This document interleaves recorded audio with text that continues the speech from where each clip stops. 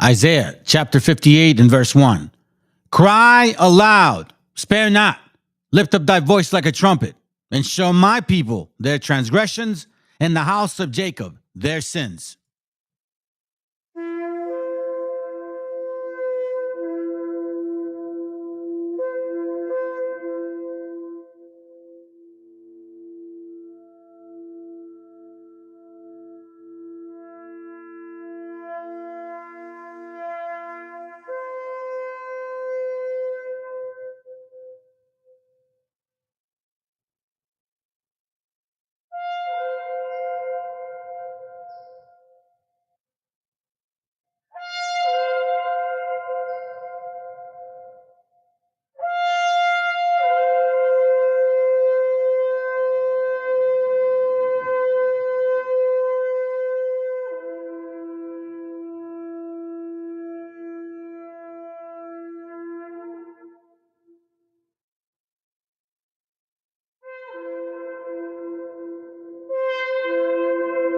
Copyright disclaimer.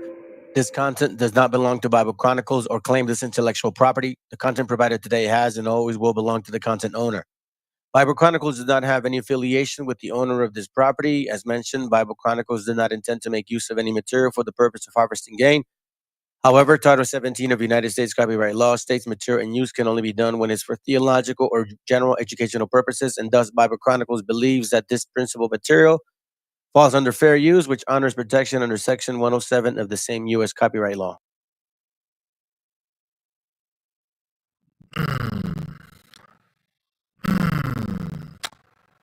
Yeah.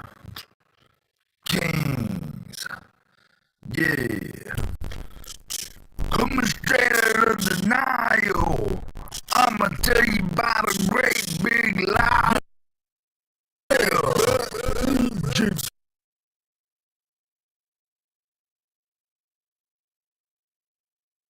I used to.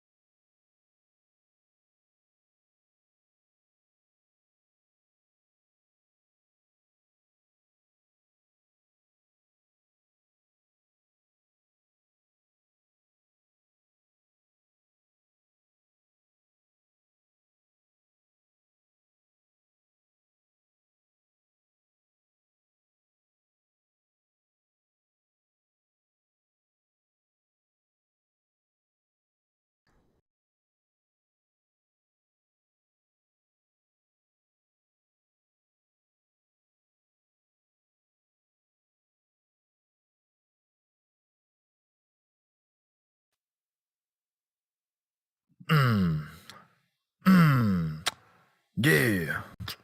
Kings. Yeah. Coming straight out of the Nile.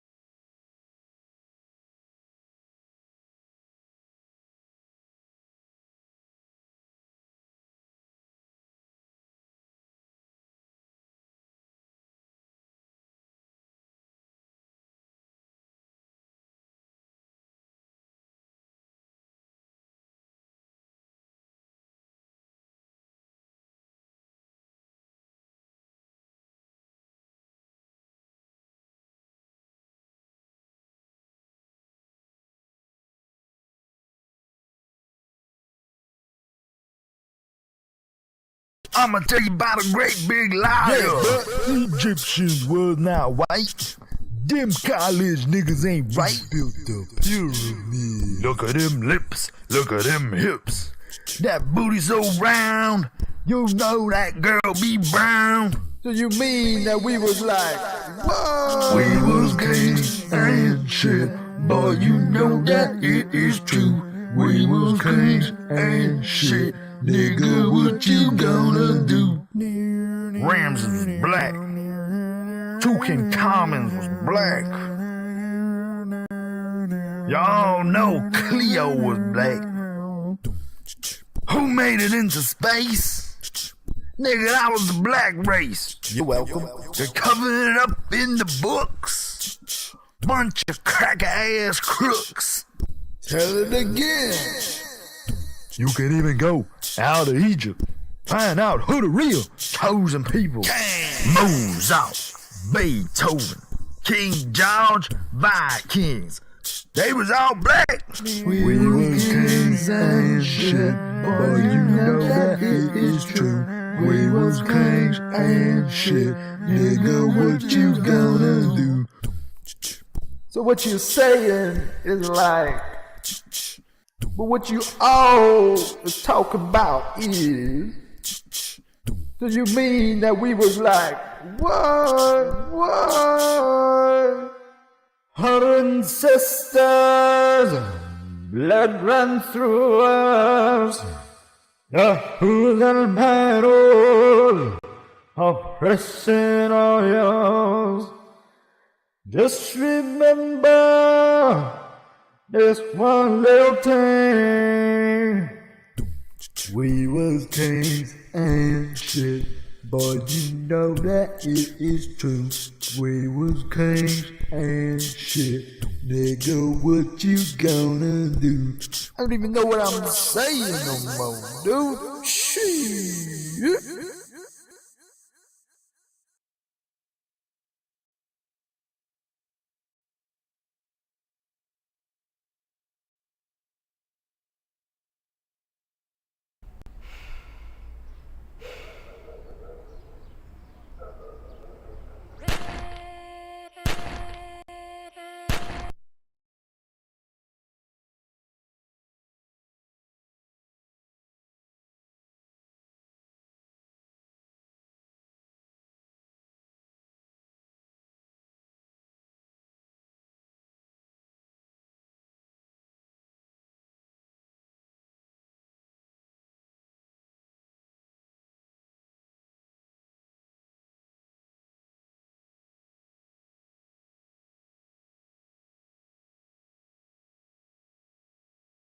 Mírame, estamos aquí.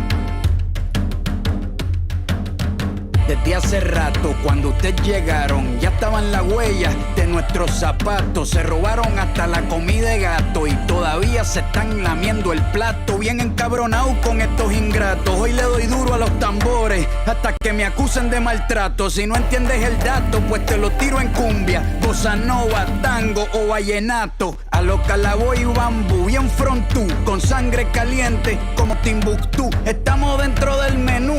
Tupac se llama Tupac por Tupac Amaru del Perú. América no es solo USA, papá. Esto es desde Tierra del Fuego hasta Canadá. Hay que ser bien bruto, bien hueco. Es como decir que África es solo Marruecos. Estos canallas se les olvidó que el calendario que usan se lo inventaron los mayas con la Valdivia precolombina. Desde hace tiempo, este continente camina, pero ni con toda la marina pueden sacar de la vitrina la peste campesina. Esto va para el capataz de la empresa. El machete no es solo para cortar caña, también es para cortar cabeza. Aquí estamos, siempre estamos, no nos fuimos, no nos vamos.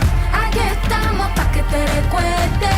Si quieres mi machete te muerde. Aquí estamos, siempre estamos, no nos fuimos, no nos vamos. Aquí estamos pa' que te recuerdes. Si quieres mi machete te muerde. Si quieres mi machete te muerde. Si quieres mi machete te muerde. Si quieres mi machete te muerde.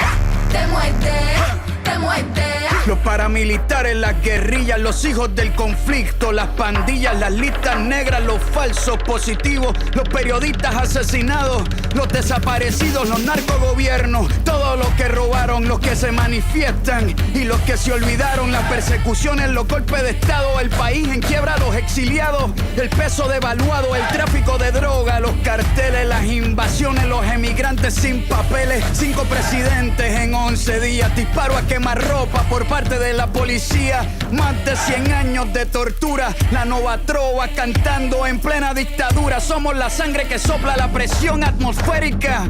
Gambino, mi hermano, esto sí es América.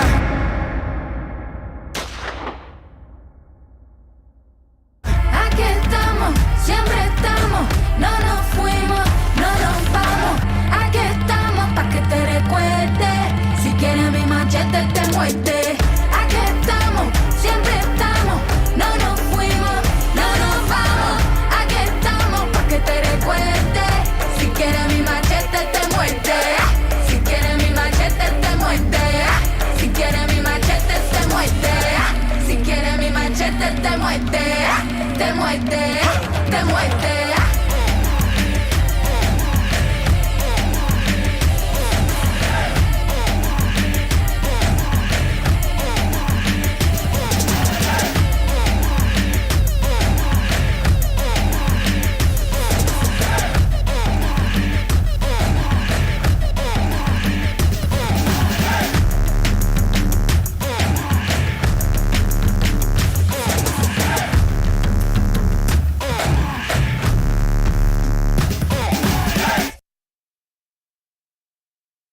That if I was good to people, they'd be good to me. I used to believe that if I was good to people, they'd be good to me. That if I showed loyalty, I'd get the same in return. But life doesn't work that way. Some people will take your kindness for granted. They'll mistake your patience for weakness. They'll use you, drain you, and then act like you never existed. And I've learned that the ones who truly matter will never put me in a position where I have to question their intentions. So I stopped chasing. I stopped explaining. I stopped trying to prove my worth to those who were too blind to see it. Now I move differently. I protect my peace. I choose my circle carefully. And I never, ever beg for a place in someone's life. Because at the end of the day, I'd rather walk alone than be surrounded by fake love. El autor viene a decirnos con mucha firmeza y gran convencimiento lo mismo que nos decía en el siglo XVIII el barón de Holbach, ¿no? Un filósofo francés de origen alemán. Si nos remontamos al comienzo, entonces hallaremos que la ignorancia y el temor crearon a los dioses. La fantasía, el entusiasmo o el engaño los adornaron o desfiguraron. La debilidad les rinde culto, la credulidad los conserva, la costumbre los respeta y la tiranía los apoya para que la ceguera de los hombres sirva a sus propios intereses.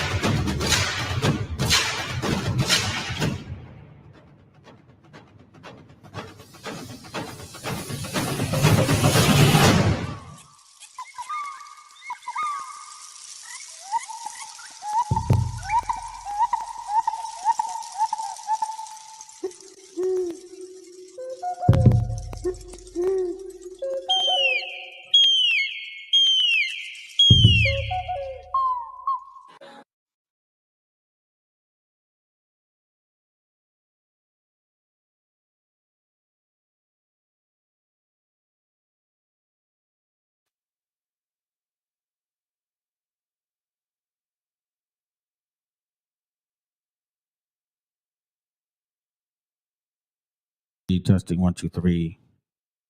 I think we're good now. Testing 1, 2, 3. All right. Oh, what's happening? Problems when I first started, family.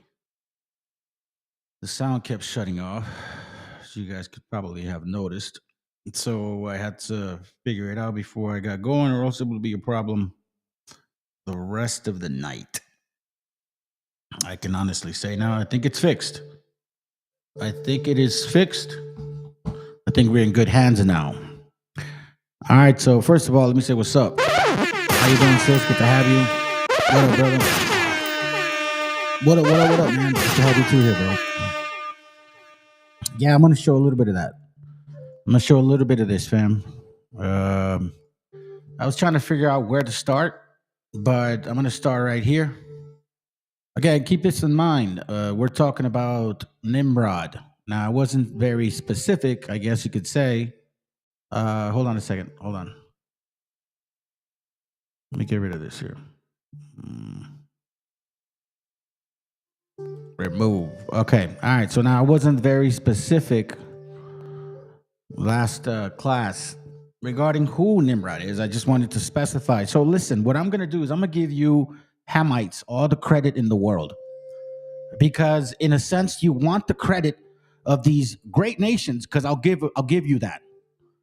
These great nations. You want the credit, and then you don't want the full credit. You know what I'm saying? You want to go to your root and then run away from it. You don't do that shit. According to the Bible, if you believe in the Bible, you cannot claim one thing and then go on and claim another at the same time. It does not work that way. You're either Ham, Shem, or Japheth. You know, one of those three. It doesn't like really change much. You know what I'm saying? And I'm only going to show a little bit of this. I'm not going to show a lot. I just want to give you guys an intro, because this is when you start seeing how I put this together, right?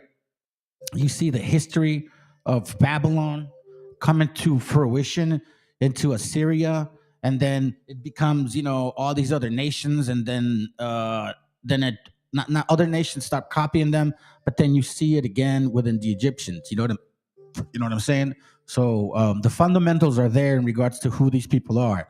Now, if you guys want to go ahead and hate on the channel and shit, well, that's just too bad. You know what I mean? Because we're here, we teach facts, not fiction. There's no glory here. This is just about learning and letting our people know who we are and who the other nations are and who the enemies are, according to the Bible. And if that offends you, and you're a Christmas Christian or a dumb BHI or a Laswabo, then you're in the right place, because you may actually get some education here. Let's go. These black plagues that the Greeks formed modern-day society and democracy, not the truth, that it was their own ancestors, centuries before slavery, who taught the caveman who would become the Roman and Greek everything they knew, including how to end up enslaving the same people who taught them. So as you can see, this person doesn't really know their own history. You see how everybody's just against each other. They don't even realize what's going on. And this, my friends, is one of the real problems with black community faces. People like Mark Lamont Hill, he educates black youth. Morehouse. Remember the word more? It means black. That is not a slave name, black man. That is your last name. But swears alliance to the people. Let's continue this. I don't need to see all that. All right, here we go.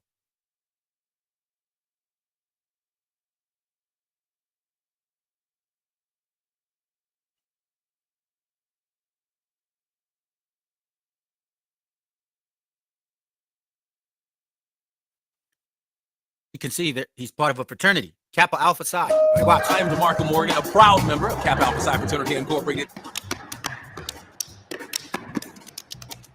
My name is Chesley McNeil. My name is Samuel Crenshaw. The name of my fraternity is the Omega Psi Phi Fraternity Incorporated. And we do like this. I'm Donna Lowry with Alpha Kappa Alpha. Listen, fam, the reason I'm showing this to you guys is so you can be mindful that these fraternities brought that name upon themselves because they believe that that they either are Greek or that the Greek philosophy came from them. Do you understand that now? And keep in mind what we're going with this. History speaks for itself. So let's see where the credit may be due. Incorporated. So we decided on that day that we would go no other way. We cracked Destination, aka Destination, aka. I am Blaine Alexander. I'm one of the reporters in 11 Alive, and I am also a dynamic diva, a proud member of Delta Sigma Theta Sorority Incorporated. Hey, by the way, so-called black man, so-called. So you see how they did the whole pyramid thing, right? All right, check this out. So I just want to show you a little bit. I'm not interested in the video. That's not the point of me doing this class. Last class, though, I didn't leave off in this area, but I did touch on this. So I wanted to go back into this real quick. If you guys recall the previous class, I went all the way back to Cain, right? And the spirit of Cain, and how it, based on the scriptures, how the spirit of Cain stayed even after the flood. Do you get what I'm saying? So here we have an article called Noah Wiki, and again, you guys do your own due diligence on this as well. It says here that there is such a thing as Cainites, okay? Or children of Cain, are the dominant race of humans, right? They were powerful. They were a powerful industrial civilization that collapsed due to environmental destruction and the loss of resources. Keep in mind that this collapse also happened after the flood, because the majority of the people that died in the flood were Cainites. You understand? These are the people that predominantly mix with who? The so-called fallen angels. That was the whole, that was part of last week's class.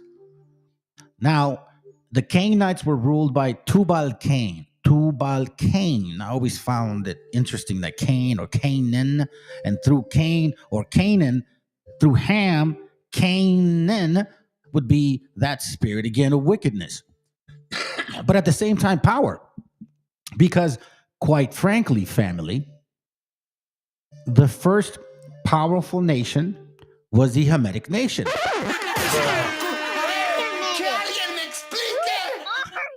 I'm going to explain it to you.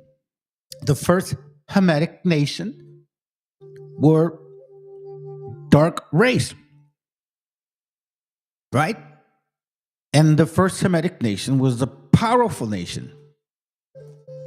The history that the Bible doesn't speak about much, like with regards to what the hell Canaan was in the house of Israel, Phoenicians, all of these people, right?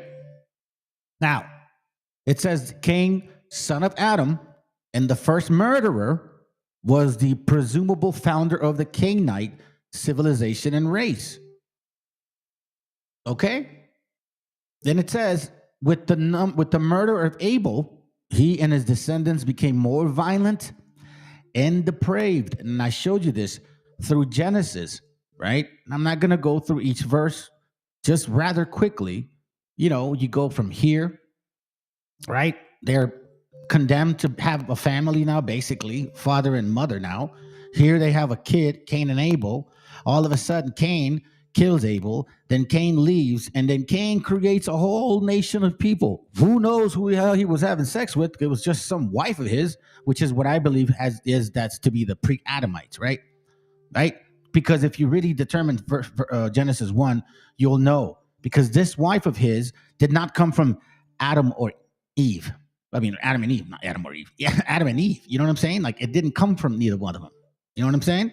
She conceived, and a bunch of kids Cain had before God gave Adam once more a child by the name of Seth, and then Seth ended up becoming that particular lineage as well. Chapter 5 is when it actually speaks about Adam's descendants, and it strategically differentiates Adam's descendants from Cain's descendants. Okay? So that's why I want to emphasize this lineage of Adam through Cain. Then it says here, so Cain's lineage, and I'll go back here so that you guys can get an idea. If we go to chapter 6, right? Increasing corruption on earth. Why? Because the children of Cain for the most part. Where's the wicked side that we're dealing with? Now, did these people intermarried Seth's family with Cain's family? Yes, they did. Okay. Here we see the increase of corruption. Here we see that the daughters of men have had like some type of affair with the fallen, right? And then we see giants ruling, unruly, correct? Okay. Where's that line coming from? Now, how can they be unruly? Who was the first wicked spirit after Adam and Eve? Cain.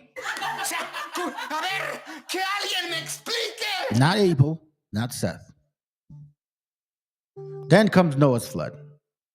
And then through Noah's flood, we find out Cain and, Ham and all of that stuff, right?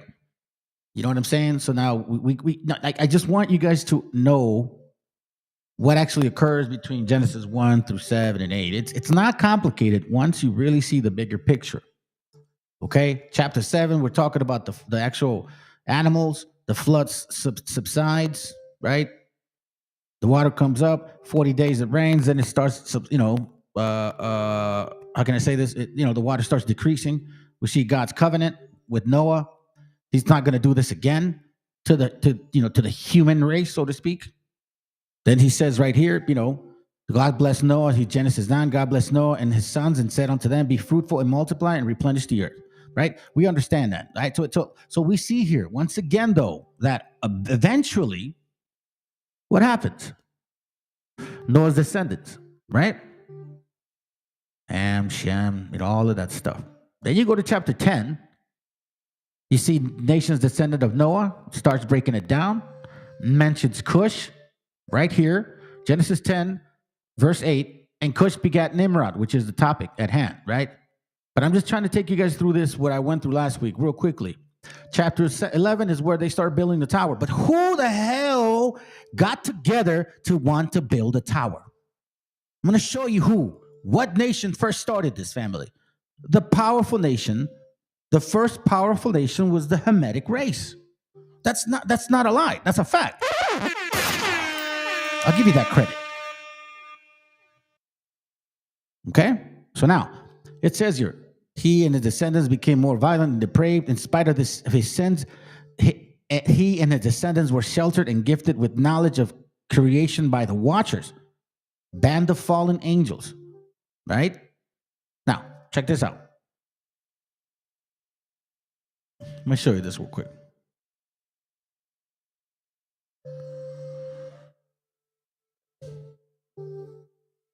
We have here, hold on. There we go. We have here, and I've showed this before to you guys. Okay. We see this Canaanite or Canaanites. I always, before I really started understanding this part of the history, I didn't really know why these fuckers were here, And I also found out why these guys are here. These guys are basically a Hamitic race too. So whoever thinks you're Hykso, there's other sources that actually say that these guys know that they're Canaanites, of Hamitic race. Matter of fact, Ethiopian type. If I have the time, I'll probably touch on it. I don't know if I will today. So here we see what? First pharaohs, ancient Celts, Mean, Scotia, the Druids.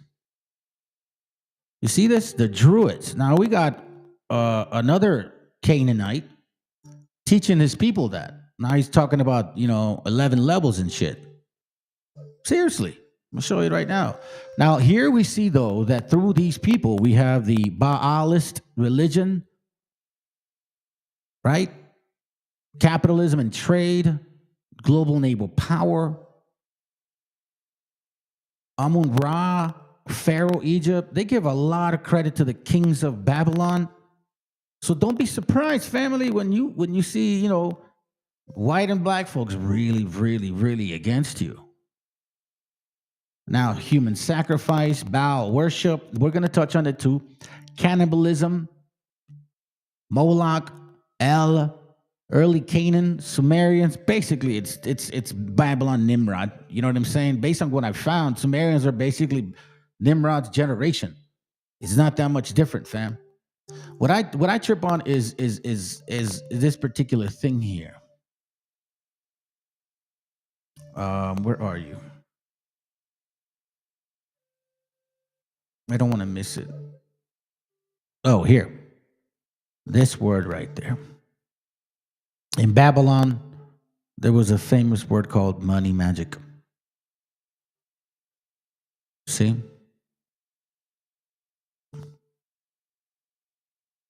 You got to be mindful about the people that rule this government and these people. So when you see or hear people talk like this, that look a certain way, then you shouldn't be surprised anymore. Matter of fact, you should be very awake now. Because look, listen, family, I've said this to you before. I fucking hate, and I'm gonna say it to y'all. I'm cuss. Oh, this isn't the video, dude. What the hell's going on? Come on, fam. Come on, man. Hold on, family. Oh, great.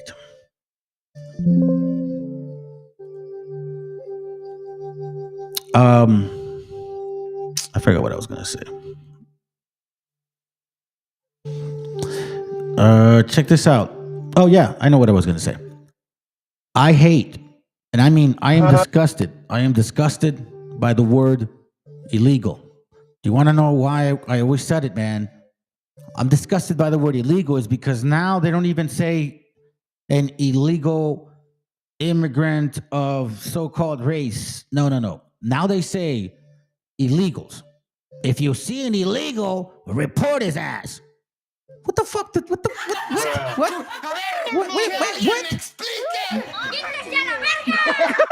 Fuck that puto. Fuck that puto. It's going to get to the point where we're going to have to find out who the Hamites are, the Japhites are, and the Shemitic people are. There ain't no bullshitting around anymore here. Y'all claim to be Christians. Show me in the Bible who you are. Because I can show you who we are. Let's go. And I'm disgusted by this because guess what? This is basically saying if you see a Mexican, anybody that looks like us, fam, call ICE. That's what a so-called black man said this. I call him Nimrod Negro. Racism is simple. Monkey see, monkey do. He sees his boss doing the same shit.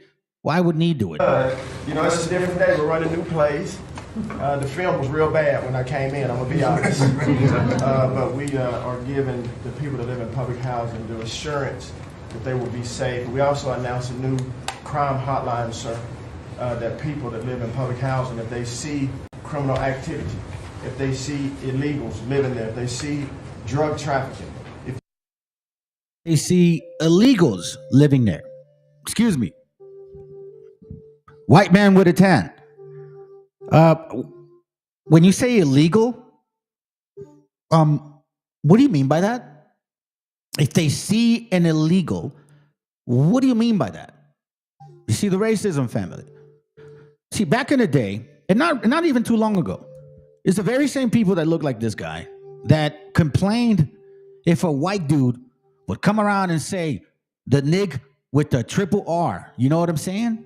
Oh, that's offensive. Because that is a word that has a connotation to black people.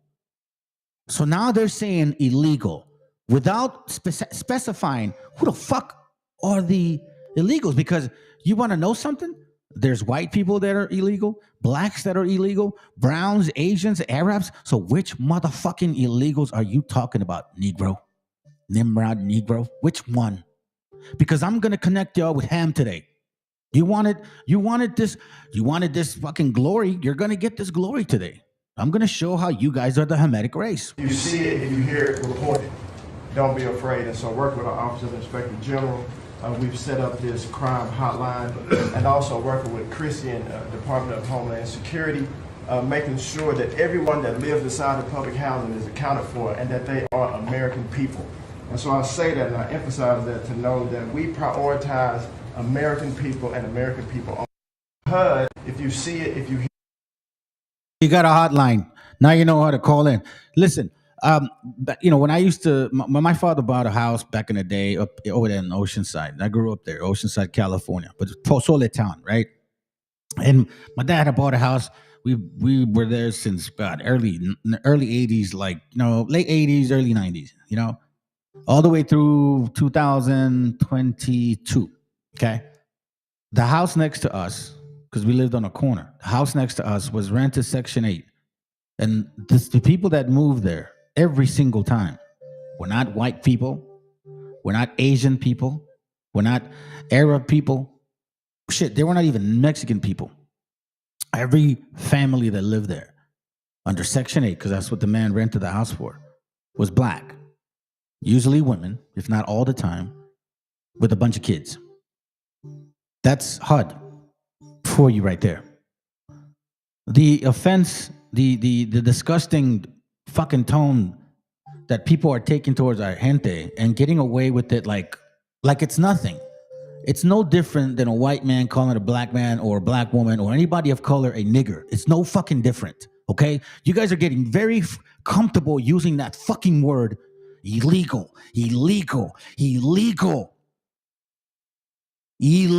Now it's become a connotation to you Mexicans, to you Hondurans, to you, ¿cómo se llama? Venezolanos. Colombianos, Salvadoreños. That is exactly what it is. Because basically, you can be those things, but they're going to assume you're Mexican. That's what they do.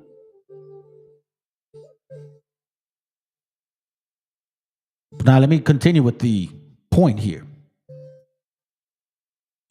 Because I do have a point to make. You know what I'm saying? We're going to look at this real quick. I'm going to show this to y'all.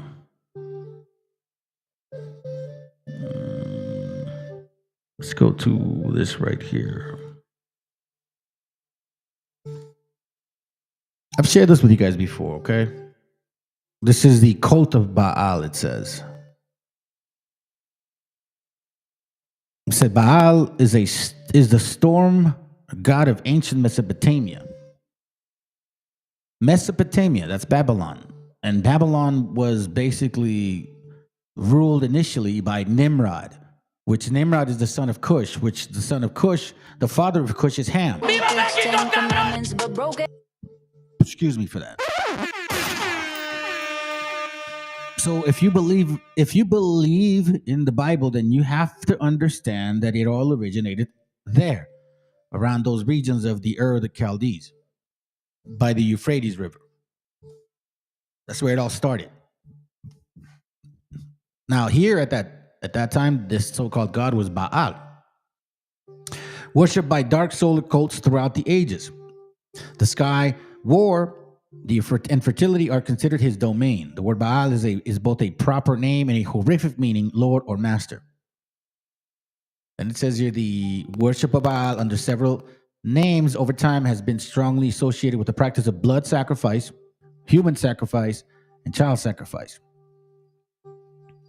The offering of one's firstborn is considered the highest form of worship. That's why they want to connect our gente with this fucking history right here. Deities follow common archetype, reoccurring models that are sequentially renamed from one culture to the next. I'm going to skip that. This is the most evident when comparing the Greek and Roman pantheon. You see what I'm saying? But can be applied to every Western religion, from modern Christianity to ancient Sumerian. Let me read that again. Deities follow common archetype recurring models that are sequentially renamed from one culture to the next, though they may gain or lose various attributes. This is most evident when comparing the Greek and Roman pantheons, but can be applied to every Western religion, from modern Christianity to ancient Sumerian. So basically from Christianity all the way back to Babylon, meaning Nimrod. Nimrod and his group were the first ones to fucking rebel, fam. I'm gonna show you that shit. Seriously, it's time that you guys know exactly who rebelled. Because people are like, who rebelled? Who in Genesis wanted to go against God? And it wasn't just Nimrod, okay? It wasn't just Nimrod, fam. It was these Hamites. Can you not see it to this very day? Now they want to claim to be the Hebrews. It's fucking pathetic. All three Hebraic religions are found in Baalism. Very true. The priesthood has created the division of Judaism, Christianity, and Islam to continue their human sacrifice rituals perpetually through religious persecution and endless wars. Three sects of tyrannical monotheisms, all molded as after ancient Altanist sun worship. The god of the cult of Baal is a sadist of the highest order, meaning he fucking loves to kill, which is what Judaism, Christianity, and Islam have ever done.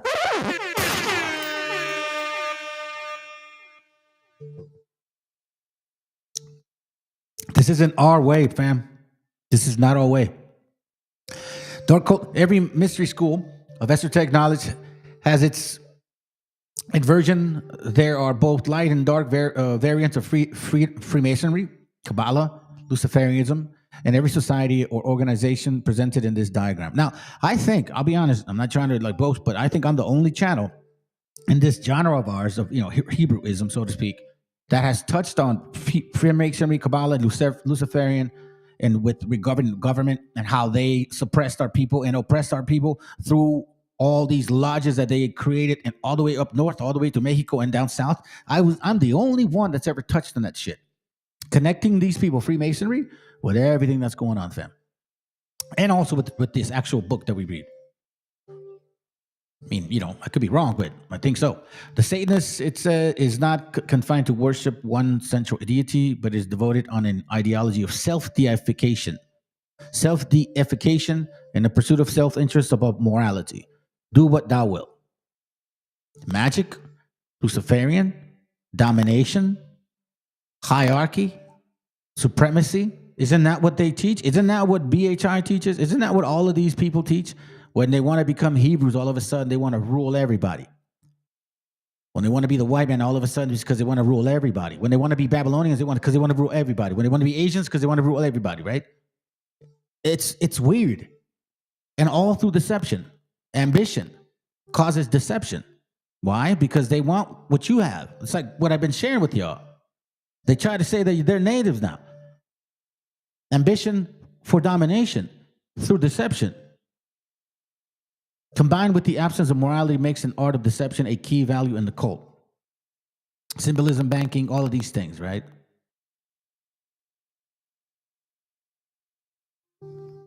So this cult of Baal started in Babylon, Mesopotamia, through Nimrod. I'm going to show you guys some things, and I'm going to skip, and I'm going to come back too, so don't get confused. This is from a dictionary Bible that I have, an older one, but I like it a lot. Look what it says here, okay? It has specific info on it, man. I really like it. I should have showed it to you guys, but I would have to have taken a bunch of pictures. Anyways, because I can't find it online. So check this out. It says Baal. I'm only going to read a little bit of this. It says Baal, Bel, or Belus, and we're going to read those words. We're going to see them as we move forward. Supreme male god of Phoenicians and Canaanites, worshipped with self-torture and human offering. You see this? So take a picture of this page. This is important for y'all to have. Reference those verses so you can see exactly what it's talking about, okay? And unfortunately, we were infected with this type of worship. See what I'm saying, though? Phoenician and Canaanite worship. All right? Now, check this out.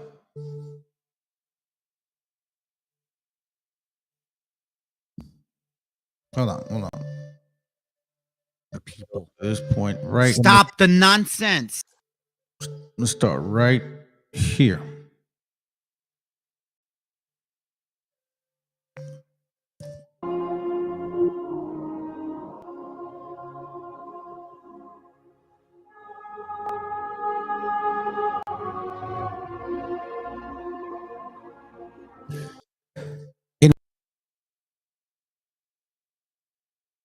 In one angle, they claim to be the Hebrews, the sons of Ham. In another angle, they claim to be us now. You see what I'm saying, family? It's deception by envy. Let's go.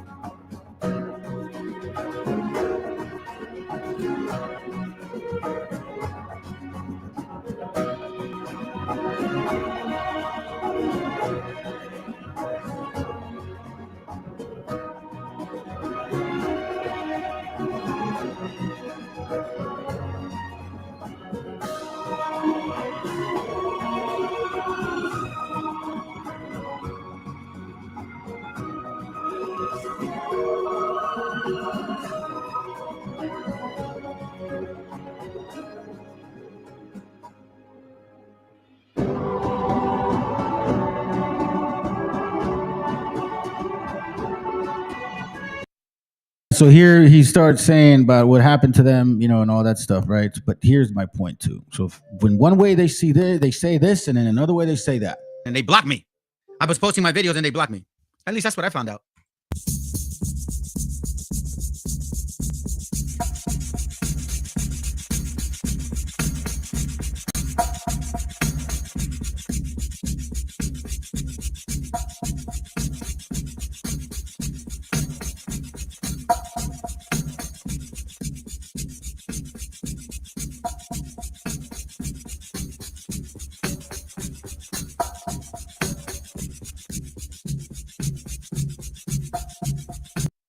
Let me remind you, fam. Let me remind you that these are the same children of Ham that use material like this. Okay? Hold on. Where are you? Use material like this. Okay? Right? The Jew, a Negro. Okay? This is what I'm trying to point out. So that you want the glory, but then you don't really want the rest of it. So they use stuff like this to justify their stupidity. But hear it out. Diodorus Siculus tells us, we all know, I showed you guys the link of what he actually said, right? But he says about the Phoenicians. Now the Phoenicians are of the line of Ham, okay? In early times, sailed beyond Hercules, along the African coast, yada, yada, yada, yada, yada, whatever they say. You can read it. I've read it to you guys several times. But something that they always fucking ignore. If these Phoenicians really did come to this island, right? Then these Phoenicians are fucking Hamites. Do you understand what that means? So if we came, like Joshua came, with the Israelites, and we saw these Canaanites here, then we would have whooped their ass too. Do you see what I mean? They go on and say, oh, look, it's referencing black people.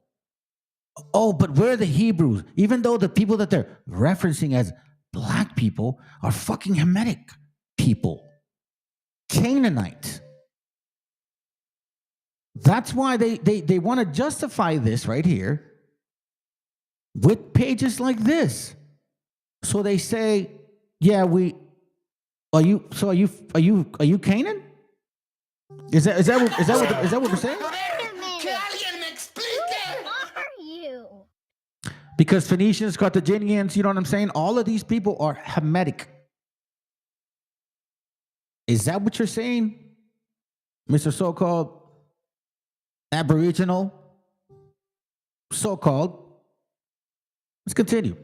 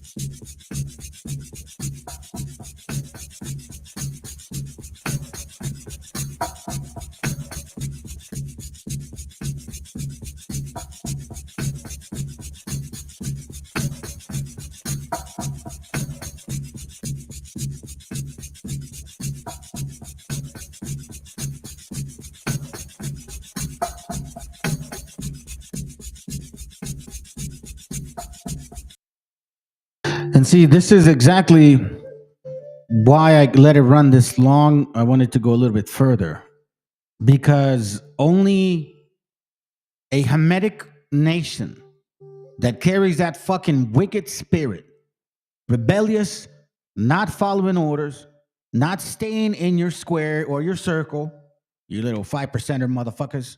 You know what I'm saying? No. Only a nation with that type of spirit, so envious, so fucking hateful, would go to this extent to do some shit like this. Dude, really? Fine. You don't want to do DNA? We don't have to do DNA. But let's go back to history. Like, don't put pictures up and then say that's who you are. Let's get into the really nitty-gritty. I've asked very simple questions and none of you people can ever answer my questions. But here's, again, the disgusting fucking part again. The disgusting fucking part again. This is no different than being called an illegal. With no reference as to who is illegal or what is an illegal or what does an illegal look like. They just assume you know what an illegal looks like. I guess when you say the term nigger, I guess you know what a person like that looks like. Is that kind of what the background comes from? Is that how bad the white man did it to y'all that you guys feel like you need to do it to other people? It's fucking disgusting, man.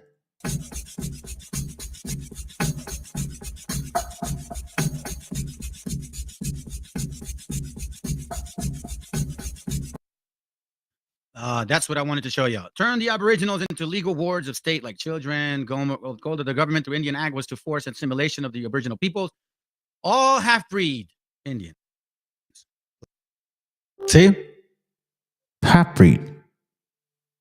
You know, quote unquote, in Spanish we say en colmillas. Half-breed? What, are we fucking dogs now? Is that what we are?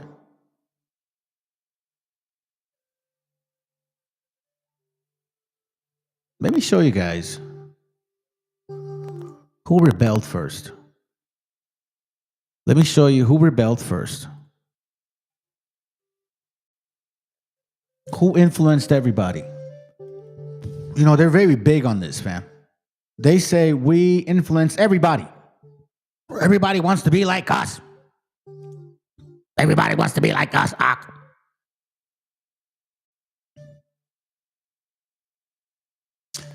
Okay.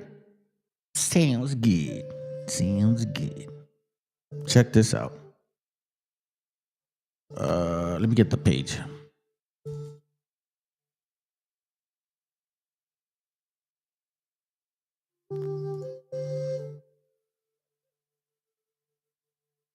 Give me a second, family. Let me try to get it real quick. Where are you? Oh, matter of fact, let me show you the link. Shit, why not? So I use this every now and then. Now, it's got a lot of different things, fam. And I try not to share a lot of stuff that I use because I don't want you guys to go all fucking nuts and shit. You know, some people lose their minds with all of this documentation. You got to be well grounded so you can swim around this wickedness of either truth or bullshit. Now, here we have a book called Jasher. And I find this book so interesting because it actually explains certain things that a lot of people want to ignore. Now, on Jasher chapter 7, if you go through, like, you know, the lineage, just like Genesis 10 or 9. That's why I was, you know, trying to emphasize and kind of running through it. Right, there it goes. Yeah, Genesis 9. Look, is it 9 or 10? Yeah, 10. Genesis 10. Okay, the descendants, right? Cush and all that stuff, right? Remember that? Genesis 10? Okay. This is just going to blow your mind right here, fam. It's going to blow your mind. I'm going to tell you this right now because we're going to find out who the first nation that influenced the rest of everybody, like everybody else. And you know what? These people always say this, like they really admit who they are. Do you know what I'm saying? Like they admit who they are. They're very quick to say, oh, yeah, we influence everybody. Everybody wants to be like us. Here, I'll show you. I'll show you. Watch. This is so fucking crazy, man. It's amazing how sometimes, you know, you have this, well, at least kind of like somebody like me, right? I don't want to say content creator. I don't want to say anything like a teacher or whatever. But when I try to put these classes together, I put them together in my mind as to how I want it to go. But sometimes stuff shows up and it's like, wow, it actually plays not into what I'm sharing, but it kind of goes and supports what I'm talking about. So I'm for me, man, I don't know why. I mean, I don't know why. I don't know why. I don't know why y'all are like that. Like, hold on, let me see this. Let me see one right here. Yeah, I'll go right here. Look, check it out. All right. So you have people from Africa, like grifting right now. You know what I'm saying? And they're grifting to the emotions of certain people. So they tell them good things and shit, so then they can contribute and give them money. But anyways, that's not the point. Watch this. All right. We can afford the things they can afford, how we can afford the restaurants they go to, how we can afford to shop like they shop, how we can afford to vacation in the places they vacation in, because they have dedicated their lives to making ours harder. So when they see us and we're never lonely, they're like, how are you here? We cannot beat this team, because you can't. You've dedicated your life to try to make mine harder. Meanwhile, I'm just living mine, and you're trying to figure out why I'm still happy and I still look younger than you.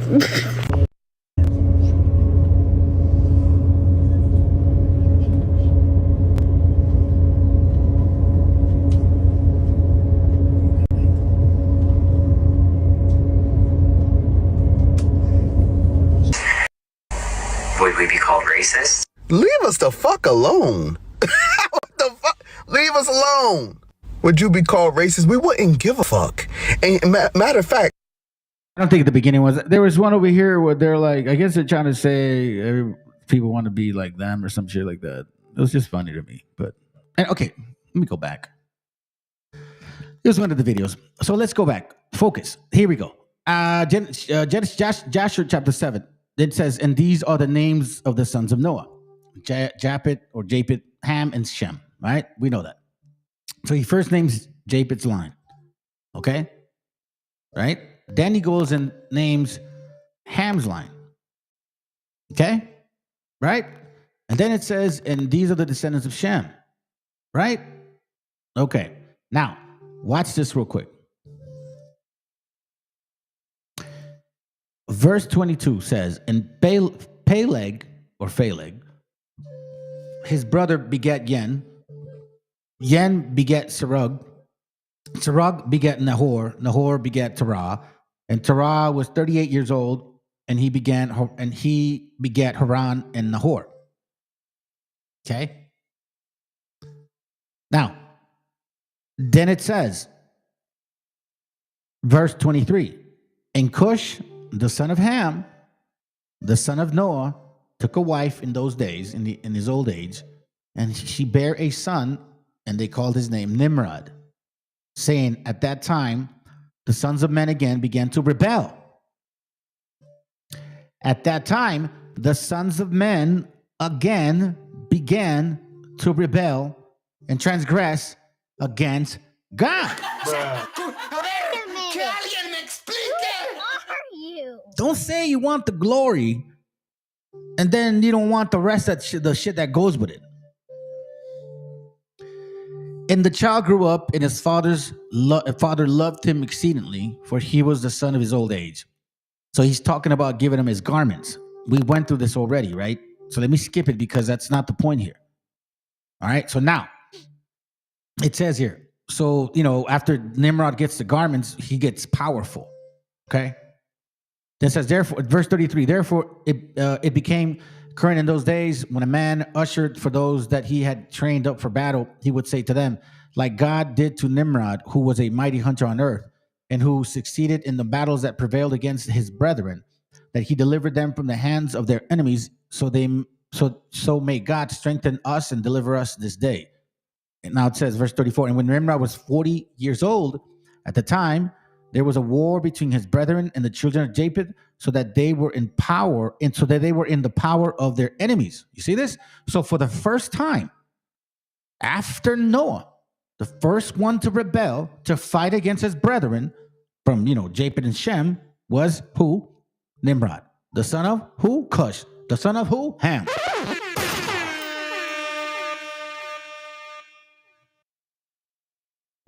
The Hamitic nation was the first powerful nation in the world. based on the Bible. I'll give you the credit. Don't run away from the repercussions of your power. You're going to pay. And Nimrod went forth at that time, and he assembled all the sons of Cush and their families. You see that? About 460 men, and he hired also from some of his friends and acquaintances about 80 men. And he begat their hire, and he went with them to battle, and he was on the road. Nimrod strengthened the hearts of the people that went with him. And he said to them, do not fear, neither be alarmed, for our enemies will be delivered in our hands, and you may do with them as you please. You see this? So the first people to make war against the brethren was the race of Ham. Okay? Here we see standing officers. So like, you know, we start looking into this. You start reading further. You're like, okay, shit. So they were the first ones to battle. Yeah. Okay. Now it says here, and he took some of their children as security, and they were all servants to Nimrod and to his brethren, and Nimrod and all the people that were with him turned homeward. And when Nimrod had joyfully returned to battle from battle, after he having conquered his enemies, all his brethren, together with those who knew him before, assembled to make him king over them, and they placed the regal crown upon his head. Right? Now, you see in verse 41 the mention of Torah. So, just a kind of quick note, or side note, the Hamitic race was in Ur of the Chaldees. Then they were pushed out by the Shemites. Do you understand how that works? And that's why they ended up over there in Africa. Now, Jubilee explains of after the departure how they were all given its lot. And the only one that stayed back was Canaan. So if you really understand like the history of it, you'll know how to piece it together. Okay? So now let's go back to this. This is where it gets interesting. And it says here, and while he was, hold on. While he was reigning, the enemy's counselor place, so they found the valley, and Shinar. Let me try to see if I can get to the point here. Verse 45. And all nations and tongues heard of the fame, and they gathered themselves to him, and they bowed down unto the earth, and they brought him offerings, and he became their Lord and King. And they all dwelt with him in the city of Shinar, and Nimrod reigned in the earth over all the sons of Noah, and they were all under his power and counsel. That's a fact. We got Zach. And nothing wrong with that, man. That's history. But you had your chance. And that's it. Now, we hear and we see clearly how it all started, correct? You know, and we see how war started beginning between themselves. But we also see the initiator. Who did that? This was Ham's seed, fam. Ham's seed rebelled first against God. They were the initial powerful nation. I've said it. They were also the ones that taught wickedness.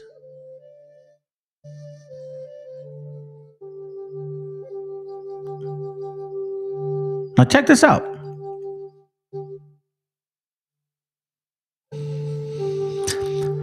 This is, we're going to come back to this too, by the way.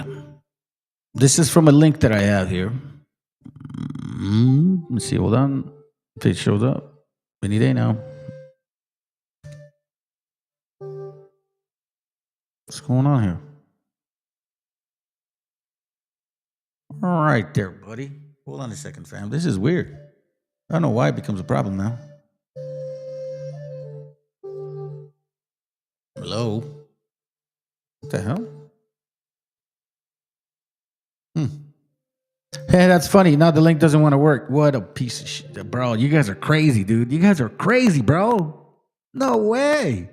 No way. This link's been working the whole time, and now that I want to do the class, I don't want to work. This is fucking fantastic. Wow. Wow.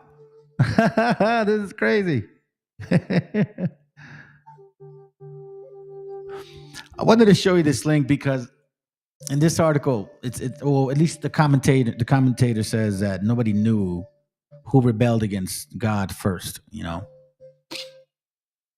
This is really this is stupid. Can't believe that. I can't believe it, man. This is, oh my God, dude.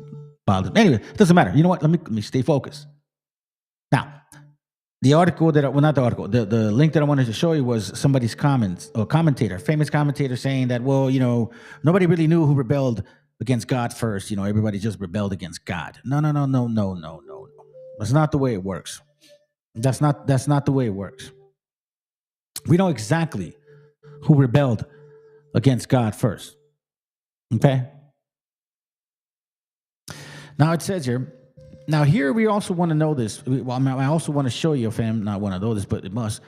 Abraham's mentioning, as we're moving, or at least talking about Nimrod. So he was around his time, younger than Nimrod, of course. Okay? See this right here? Give me a moment here real quick. Where am I at? Hold on. No. It's not the verse I want. Hold on a second, family. It always does this shit. Give me a second.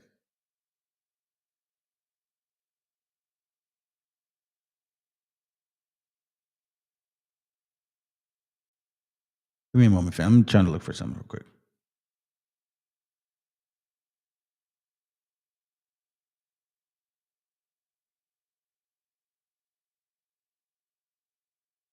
Hold on.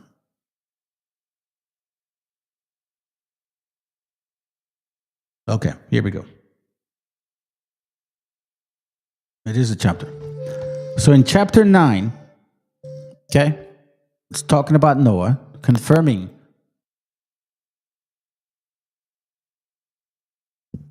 that there is a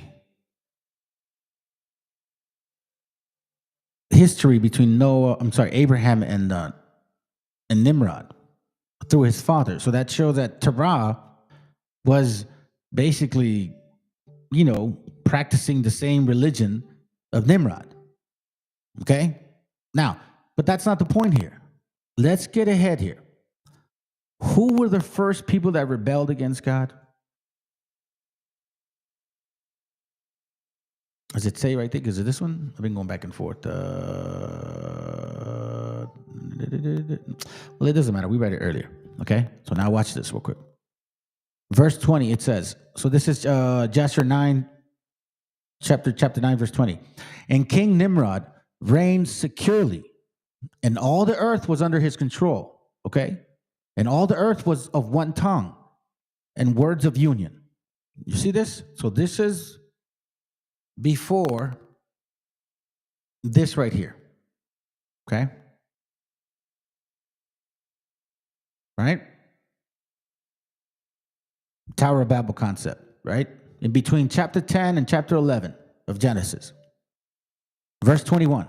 No, verse 20, once again. And King Nimrod reigned securely, and all the earth was under his control. And all the earth was of one tongue and one word and words of union.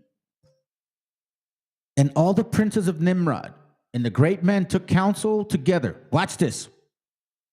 Put Mizraim, Cush, and Canaan with all their families. And they said to each other, come, let us build ourselves a city. And in its strong power, and in it a strong tower, and its top reaching heaven, and we will make ourselves famed. You see this right here?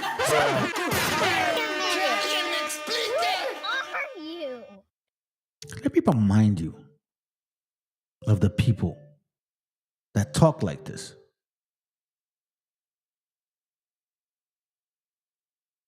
Who talks like this?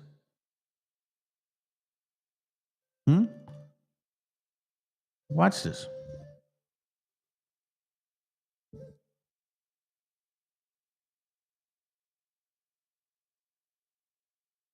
We out here, man. We the gods of the earth. That's right. We are the gods. We are gods. Gods. Like that. Who talks like that? And we will make ourselves famed, so that we may reign upon the whole earth in order that the evil of our enemy may cease from us, that we may reign mightily over them, and that we may not become scattered over the earth on the account of their wars. Once again, family, Jasher chapter 9:21 confirms that the first nation of people that rebelled against God was the family of Ham.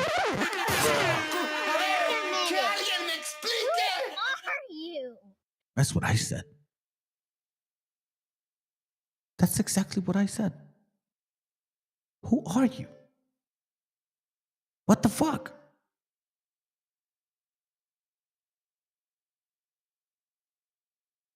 You know what I mean? Like for real? Did anybody ever say this? No, nobody ever brought this out like that. Oh, no, and we see who rebelled consistently. For you to have the spirit of trying to claim some other nation, bro, that you know you're not. You have a wicked spirit. Like you fucked up in the head, homie. Straight up.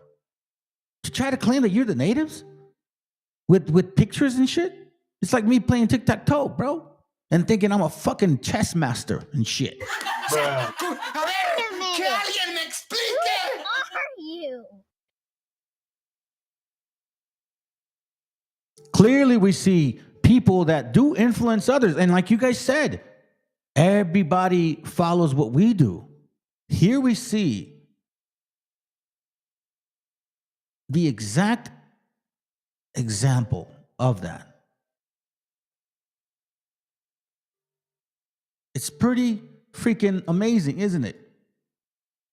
Let's watch this again. I'm going to run to the restroom real quick. I'll be right back too. Hold on. With the land of Shinar, which is often linked to ancient. Remember, keep in mind, some of this shit they say is like some like weirdo stuff. So pay attention to the stuff that matters, and some of the stuff you got to filter out, because that's some of this their belief, and a lot, and some of it is like actual stuff that we're reading. Okay, so just be mindful. Stick to the plan, fam.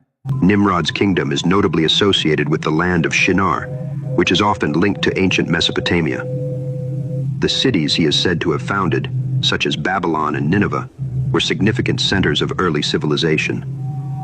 One of the most famous stories associated with Nimrod is the construction of the Tower of Babel. While Nimrod is not explicitly named in the Tower of Babel narrative, Genesis 11:1-9, Jewish tradition and extra-biblical sources often connect him to this event.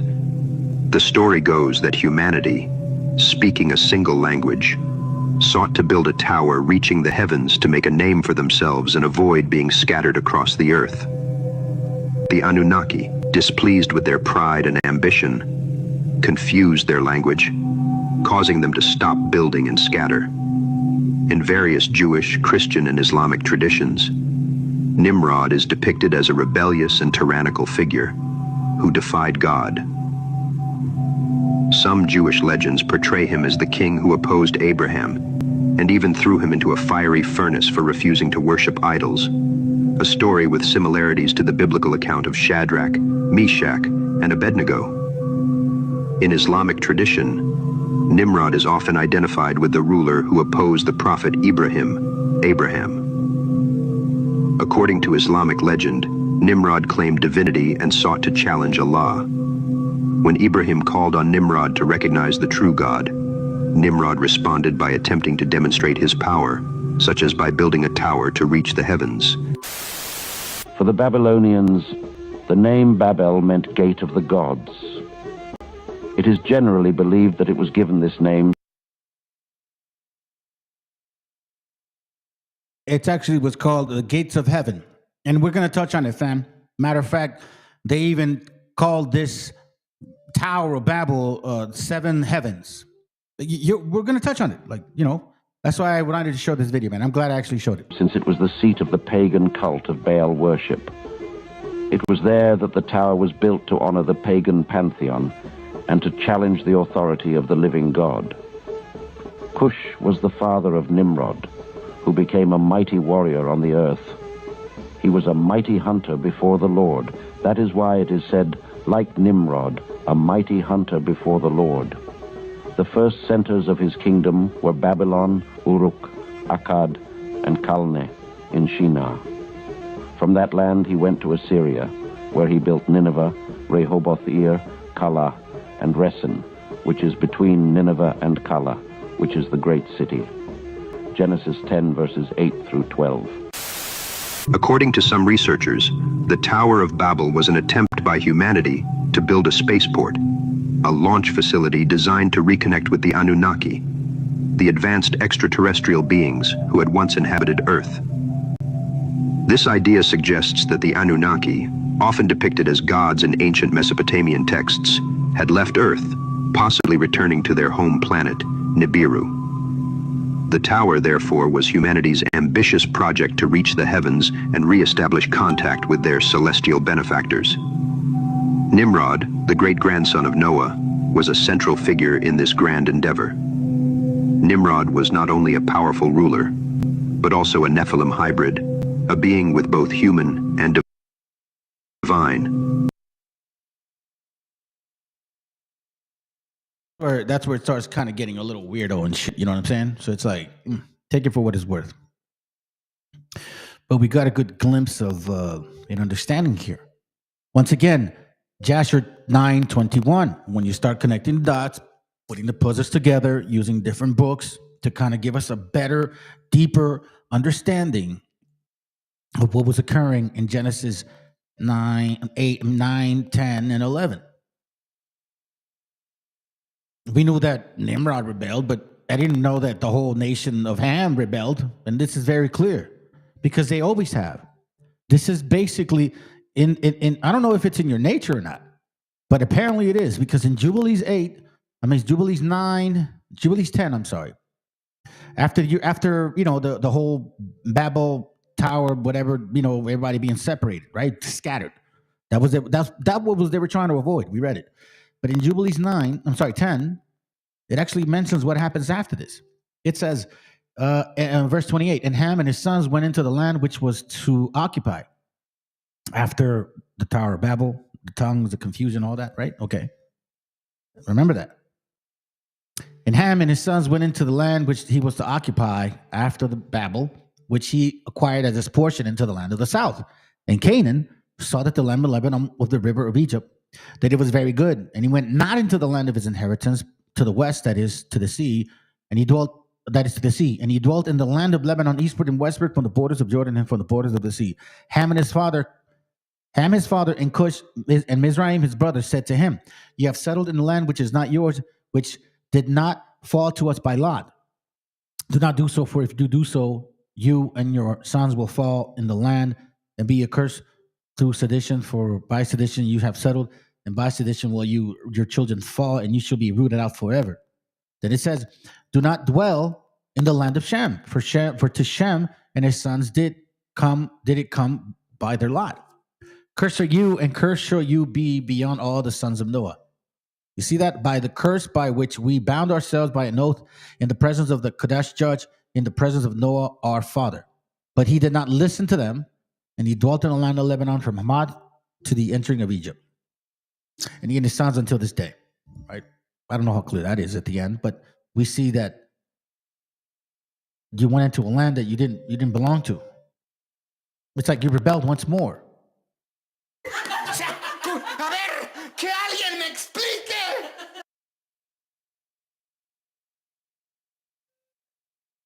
I find all this very interesting, man, because it brings me back to this right here. Excuse me. Oh, shit, my bad. I was looking at a quote for myself. Fuck. That's so funny. All right, so here we go right here. We have Hislop, the two Babylons, okay? The two Babylons from page 333, 334.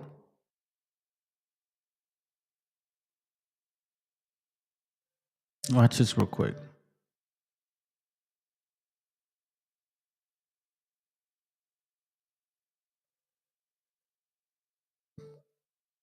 $33. Here it goes.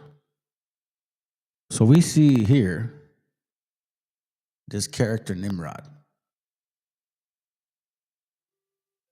Okay. Right?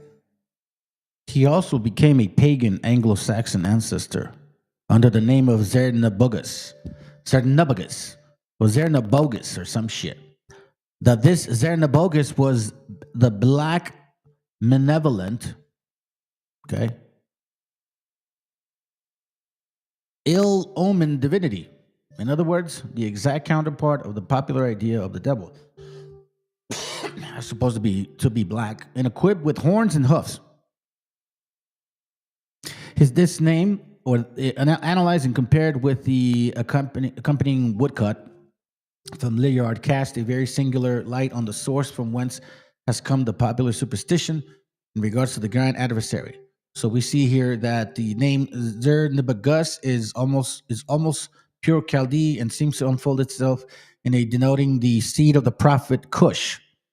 We have seen reason already to conclude that under the name Baal, or as distinguished from Baal, which I've read some of that stuff to y'all.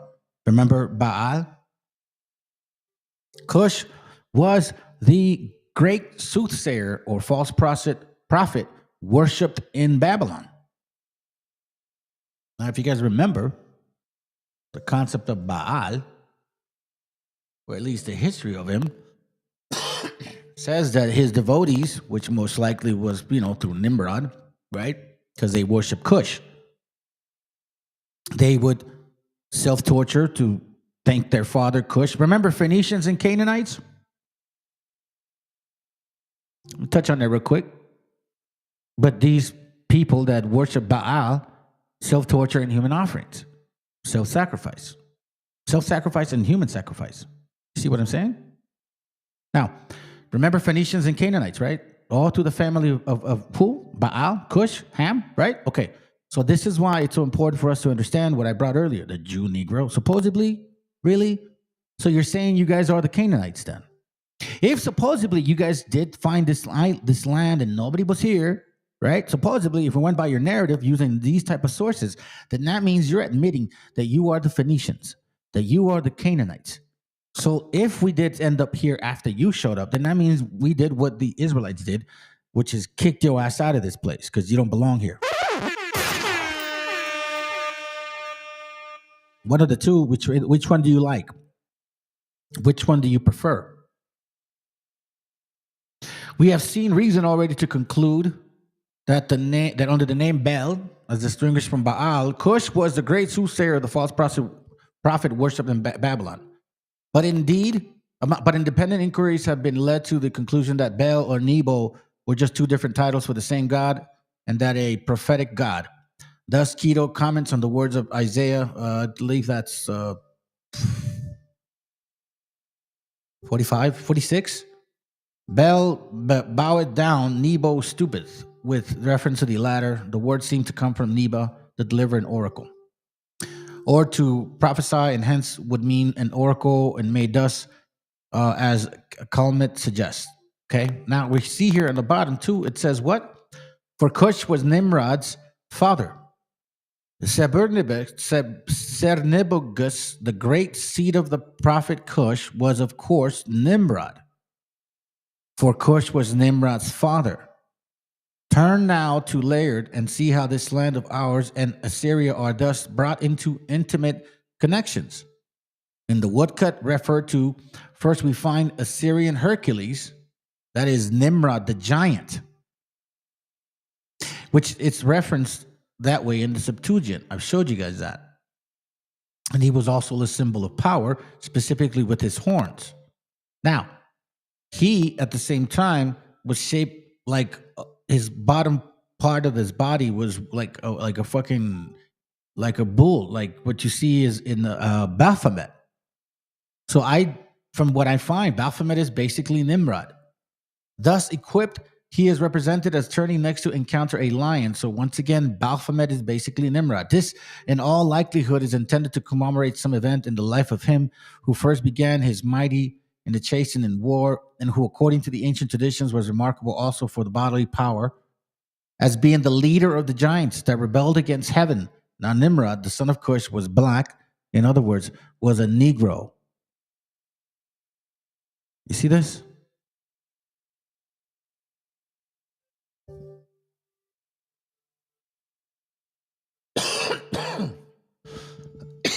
Now, let me show you something real quick.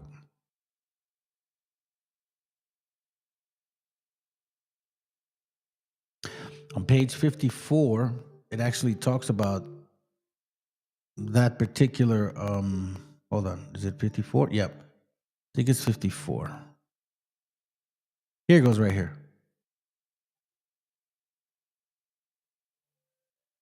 On page 54,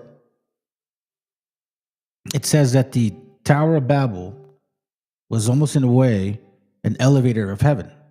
Okay? You see the wickedness of these people? That's why when you read Isaiah 14, it actually talks about him trying to elevate himself. I mean, before it's a spirit, it's a person, fam, or a group of people, usually. Here we see on the bottom, it says, from this bondage, Nimrod emancipated them by the apostasy he introduced, by the free life he developed among those who rallied against him, and by separating them from the holy influence that had previously less or more controlled them. He helped them put God and the strict spirituality of his law at a distance. Let me go back. I'm going to show this to you. This is heavy. This is heavy right here. So he was also the first one to influence people to not follow God. Like almost like he was like Trismegistus concept, bro. You know what I mean? Maybe that was him. You know, the emerald tablets, all of that studying and shit like that, what they believe. Maybe was him. I have to look into it, honestly. It says here, let me go back. This is good. It says, let's see. Okay, we'll do right here. For this, as a mighty benefactor of mankind, this individual was deified. And up to the moment that Christianity was embraced, the deluded inhabitant worshipped him as the elevator of the heavens. You see this?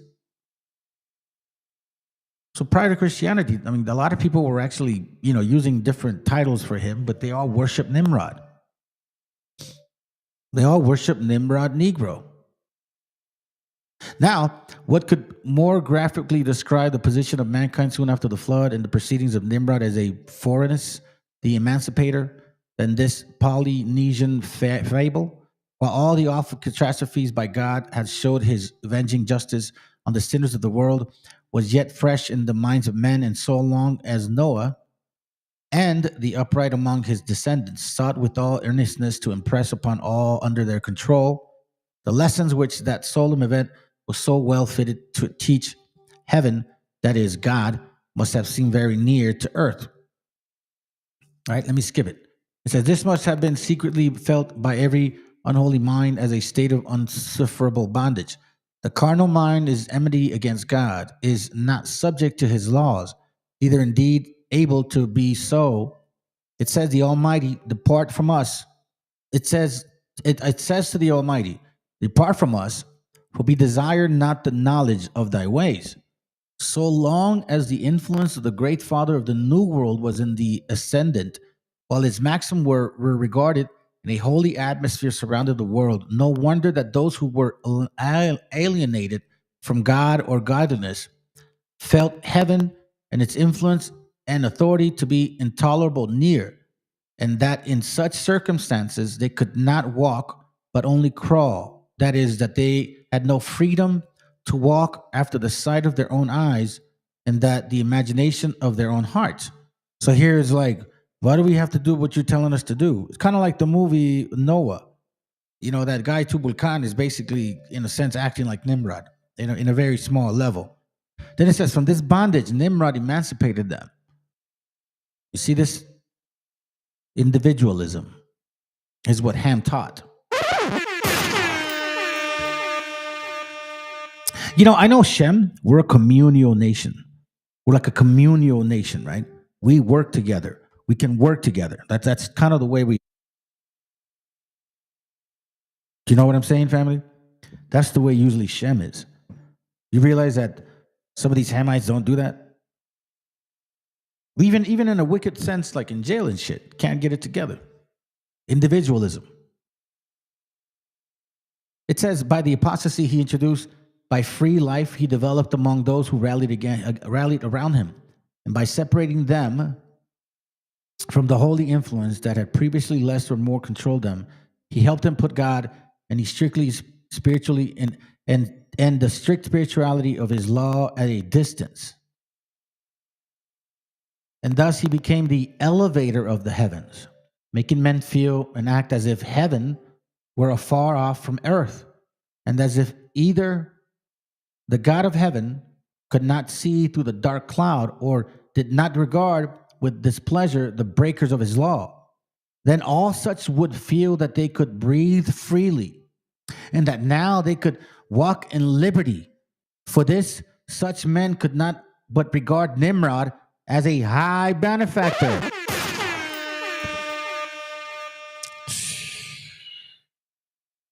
If you understand what the Freemasons believe, you'll know exactly what this leads to.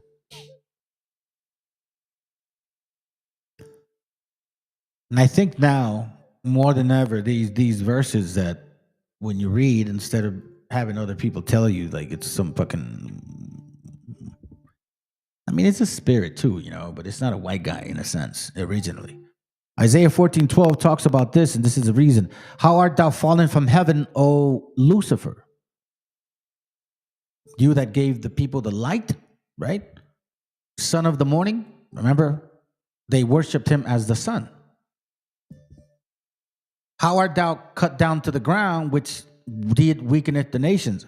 That's why, you know, Babel went apart, and then other nations. Well, now, if you read Jasher, it seems that Esau killed Nimrod and kept the garments of Nimrod.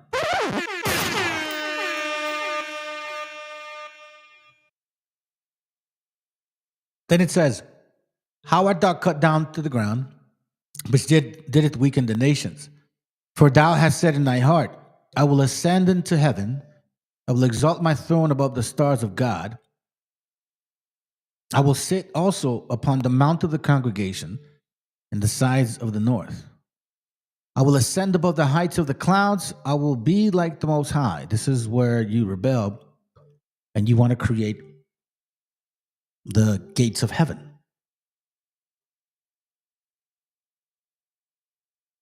It almost seems like it. Now, if we go back to Biblical Myth, which is another book I showed you guys, all right? You guys remember this book, The Biblical Myths? Hold on, let me go back. Hold on.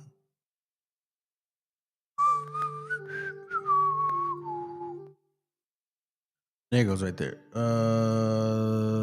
Bible myths and their parallels in other religions, being a comparison of the Old and New Testament myths and miracles.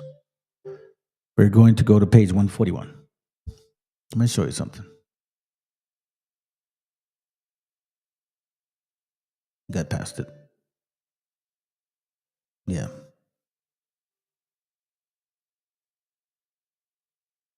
Okay, not too far, not too far.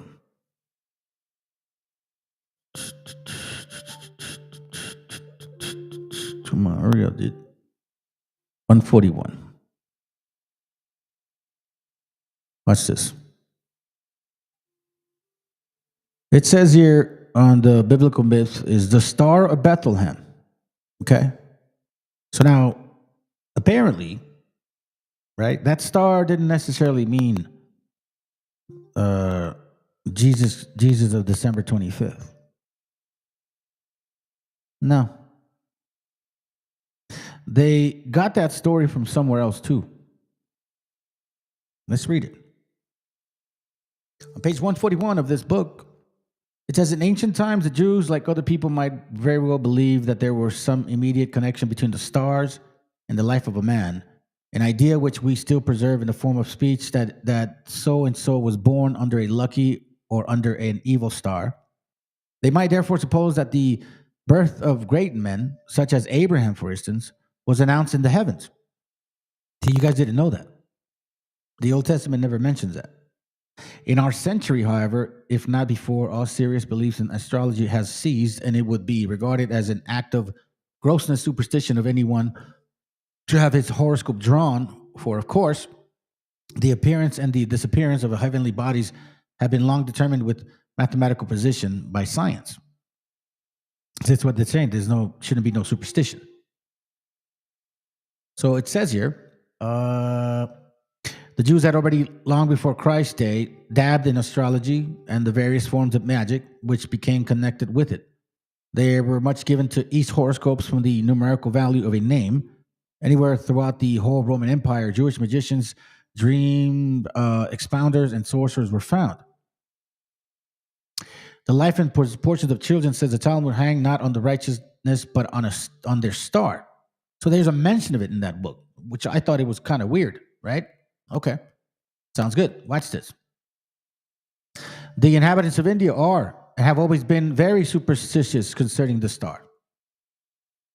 Right? It's going to get even more interesting. And the reason I'm reading this section is because we just saw right now regarding a spirit. Isaiah 14 says, "How art thou fallen from heaven, O Lucifer?" We read earlier regarding the first person to rebel against God, the one that supposedly broke the chains of the laws of God of men and made them feel free. I don't have to believe in your spirituality. I can believe in spiritualism. I can believe in the 7 concepts of life, right? The 7 principles of, let's say, for example, the Emerald Tablets of Trismegistus. I'm starting to think Trismegistus was Nimrod. How art thou fallen from heaven, O Lucifer, son of the morning, meaning the morning sun. That's why you got to be careful with what the New Testament is saying to y'all. How art thou cut to the ground, which didst weaken the nations? For thou hast said in thy heart, I will ascend into heaven. I will exalt my throne above the stars of God, above the stars of God. Verse 14, I will ascend above the heights of the cloud. It says here on this page 142 that so strong are the superstitious feelings of many concerning the supposed influence of the stars on human affairs that some days are lucky and others are again unlucky. Right? So there was this belief on stars like heavily back in the day, right? The Chinese believed it, the Persians believed it, ancient Egyptians believed it. They had a concept of the star. But check this out. The Buddhists believed it. The Ramayana believed it, right? Now here's where it gets even more interesting. Let's start here. This is page 143. In the legend of the Jewish patriarchs and prophets, it is started that a brilliant star shone at the time of the birth of Moses. It was seen by a Magi of Egypt, who immediately informed the king. It says number 9, here talking, it says, Anacalyptus, volume 1, page 560. It talks about it. So this bottom here part is referencing this book called Anacalypsis, and I have it. I don't want to bring it out, so I don't want to look for it. It's going to take more time. But it's Anacalyptus, volume 1, page 60. There's 2 volumes on this series, okay? So just be mindful. All right, now, let's continue. When Abraham was born, his star shone in the heavens, if we believe the popular legends, and its brilliance shone at the other stars. You see this? Rabbinic tradition relates the following. Abraham was the son of Terah, general of Nimrod's army. He was born at the Ur of the Chaldees in 1948 years after the creation. On the night of his birth, Terah's friend, among whom were many of Nimrod's counselors and soothsayers, were feasting in his house. On the leaving day at night, they observed an unusual star in the east. It seemed to run from one quarter of the heaven to the other, and to devour 4 stars which were there. All amazed in astonishment,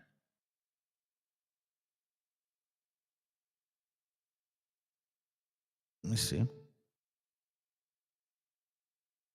Where you at?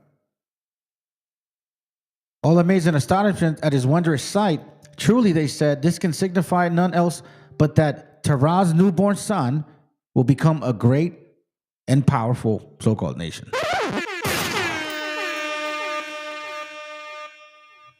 And if you continue, you start seeing like how he demanded certain children to die.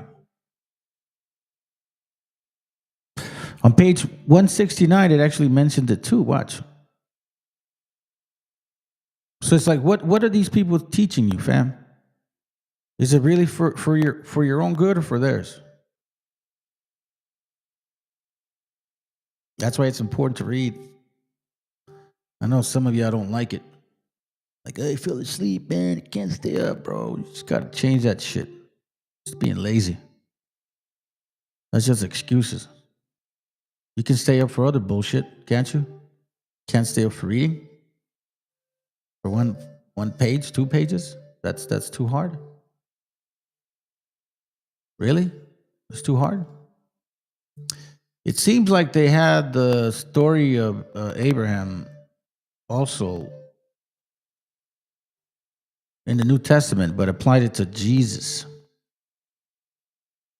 On page 169 on this same book, it says here, Abraham was also a dangerous child, so quote unquote. At the time of his birth, Nimrod, king of Babylon, was informed by his soothsayers that a child should be born in Babylonia, who would, and remember, Abraham is Shem, Nimrod is Ham. Remember that? Okay, so remember, that's Shem pushed out Ham. Get out the way, yo. At the time of this birth, Nimrod, king of Babylon, was informed by his soothsayers that a child should be born in Babylonia, who would shortly become a prince, and that he had reason to fear him. The result of this was that Nimrod then issued orders that all women with child should be guarded with great care, and all the children born of them should be put to death. Woo! You see that? Zoroaster same considered dangerous child. Star.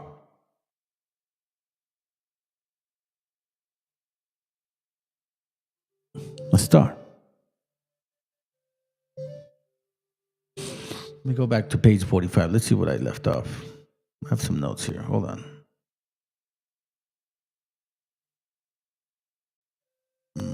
Okay, good. Hold on. Not too far.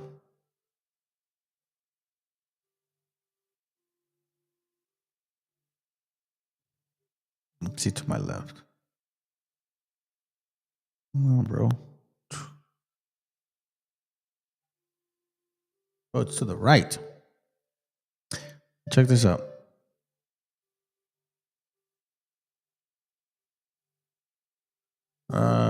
Check this out. The Indians had a remote ages in their system of theology, the side rail ladders of 7 gates, which described in a symbolical manner the ascending and descending of the souls of men. See, this descent, the descent of souls from heaven to enter into some body, was described in a symbolical manner by a ladder which was represented as reaching from heaven to earth and divided into 7 stages, at each of which was figured a gate. The 8th gate was at the top of the ladder, which belonged to the sphere of the celestial firmament. See what they're talking about. So this Tower of Babel, it wasn't just about reaching the heavens. It was like this religion, this theology, basically, which I haven't touched on the Emerald Tablets in this channel much, but I think I should bring it out now because it almost seems like this is relating to that. The relationship between the Tower of Babel and the Emerald Tablets is starting to really make sense now. Because in that theology of Trismegistus, they have this concept of the 7 principles of man and elevation, which is what Hinduism talks about, which is what the Kabbalah talks about, the evolution of man, the 7 levels of man, the Jacob's ladder, basically. You see it right here. In the Cave of Mithra was a ladder with 7 steps, representing the 7 spheres of the planets by which the souls ascended and descended. Now, we know that the Bible talks about where there's a ladder where the angels ascend and descend, meaning come up and go down. They took it a different way. Now, I'll touch on it. Genesis 28, verse 10. It says here, and Jacob went out from Beersheba and went towards Haran, and he lighted up a certain place and tarried there all night because the sun was set. And he took of the stones of that place and put them in for pillows and lay down in the place to sleep. And he dreamed, and behold, a ladder set up on the earth, and the top of it reached to heaven. And behold, angels of God ascending and descending on it. You see? Flight of steps, so they call it.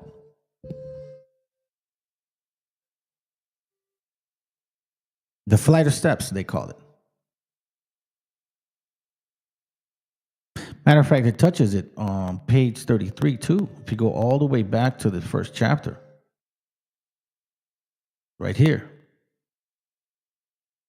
The Tower of Babel.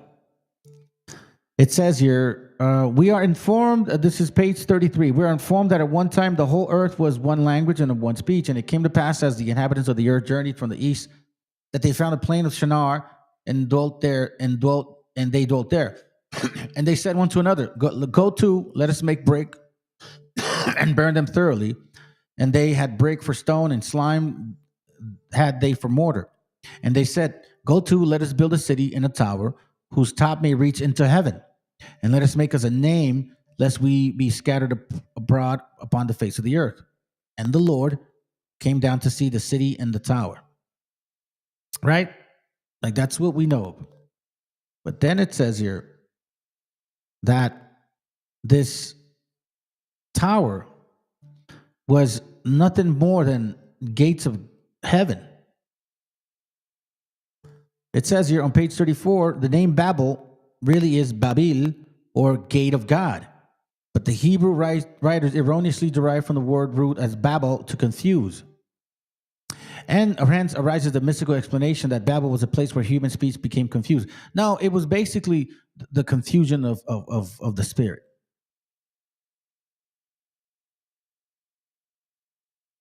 Do you see what I mean?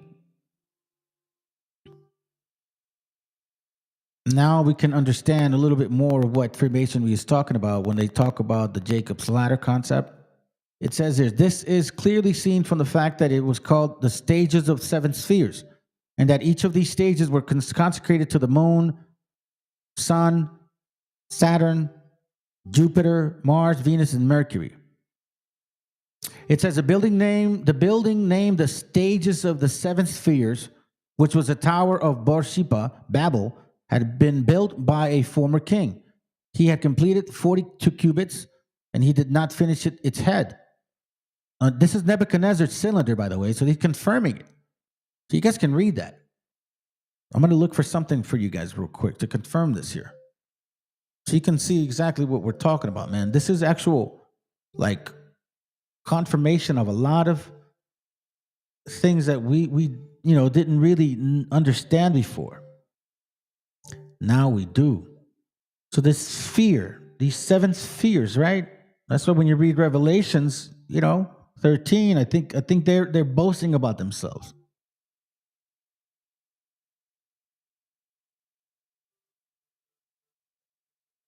Give me a second here. Here you see, right, this Freemasonry book. A new and revised edition of Encyclopedia of Freemasonry. We're going to go to the letter J.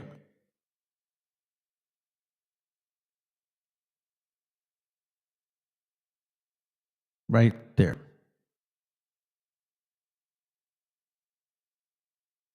Jacob's ladder. The introduction of Jacob's ladder into symbolism of speculative masonry is to be traced by the division of Jacob. You see this? Which is thus substantially recorded in the 28th chapter of the book of Genesis, right? So what do? This is what they do, fam. You see? The sun, the moon, Mars, Jupiter, Venus, Mercury, and Saturn. Right? Same thing that we see here. The sun, moon, Saturn, Jupiter, Mars, Venus, and Mercury. The 7 levels of man. That's what it is. You go from lead to gold, right? Gold is tried in fire. Correct? Truth. First world, heaven, middle world, birth, mansion, truth. You see this? Saturn through sun. So when you become like the son of who? Of Cush? Of Nimrod? It's like the 12-type chart all over again. But it doesn't even end there. It gets even more interesting. Watch this real quick.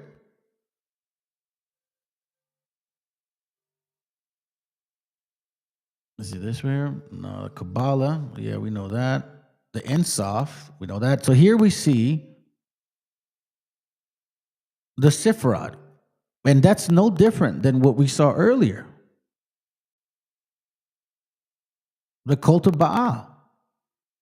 Illuminati, USA, all of that stuff, right? We see that. It's no different, fam. So now we get an understanding of 7 and then 10. In each so-called level of understanding. You go from the bottom. So 1, 2, 3, 4, 5. What is it? 1, 2, 3, 4, 5, 6, 7. So watch this. 1, 2, 3, 4, 5, 6, 7. So these 7 levels of man through the 10 spheres of its power. Like this shit is not this is not funny. This is real stuff. This is exactly what they believe in. And it all originated from who? From the beginnings and understandings and laws of Nimrod, of the Hamitic race, the first rebellious ones. Yes, you guys were kings once. That's it. You're done. Over. Finito. You'll never rule again. You're done. You will pay. That's why it keeps reminding y'all of Babylon. It's not a joke, man. This stuff is real. Builders of Babel. Check this out.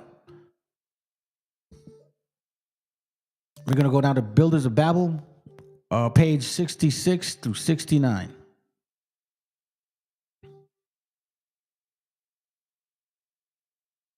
Oh, shit. I went too far. 66 through 69.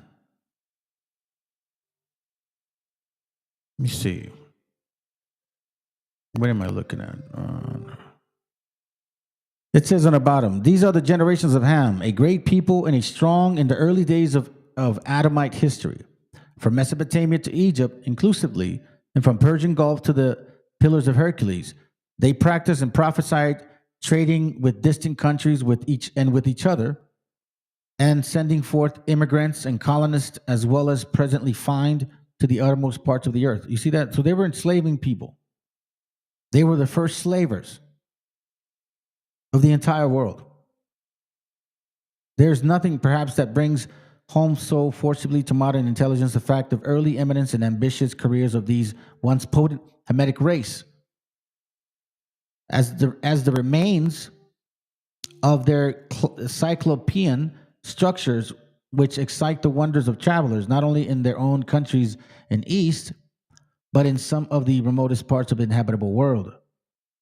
These architectural relics, moreover, will be found found to enlarge our knowledge of prehistoric times. Yada, yada, yada. See what I mean? Y'all want the credit? You can have it.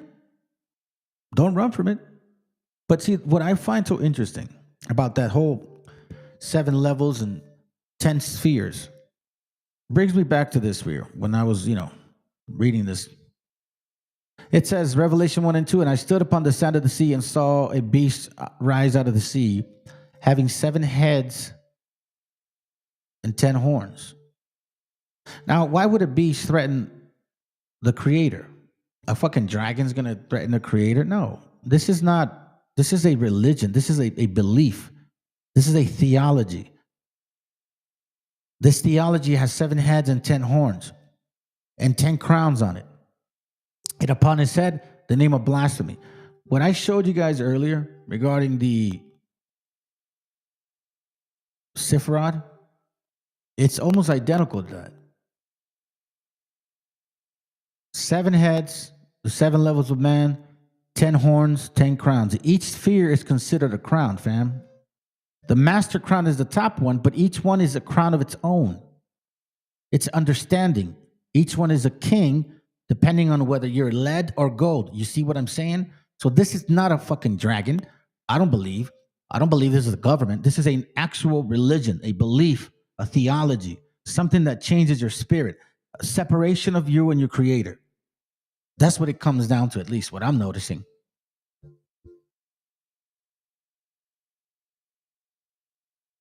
Let me see this real quick.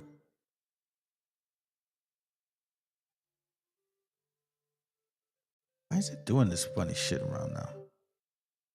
It's funny, man. It never did this before, but I'm doing it now. So that's why, fam, I always consider and look at why the hell do we see the cross? For example, remember how, Christmas Christian character Jesus, supposedly he was hung on a tree, right? Like that. That is a tree shaped. My God, bro, what the hell?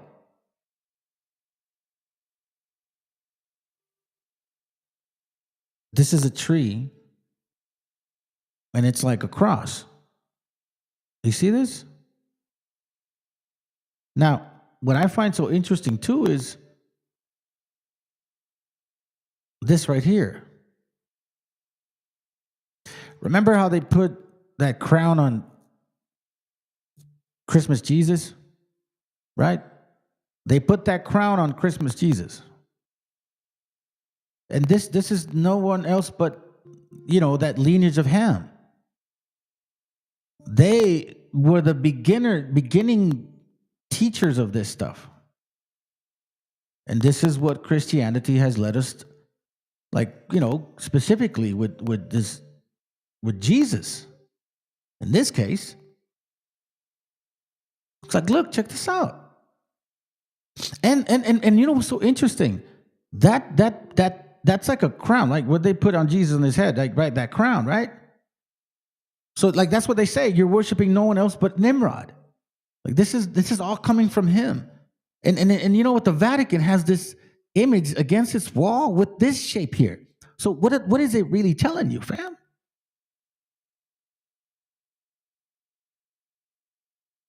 The serpent rod, Christmas tree, all of this stuff, this is all Babylonian origin, Nimrod origin, the first ones to rebel, the Hamitic nation, which taught all nations to worship themselves in this manner and not God. Disregard him. You are your own God. That's what it comes down to. And, started changing to these other things, but there's so much relation to each other. Baal, you see what I'm saying? It's just fucking crazy. When you start putting the dots and you really get this puzzle together and you really kind of get some clarity, you start seeing the origin of where it comes from. And like the brother said earlier, they literally tell on themselves. They testify on themselves, bro. You see this tree right there?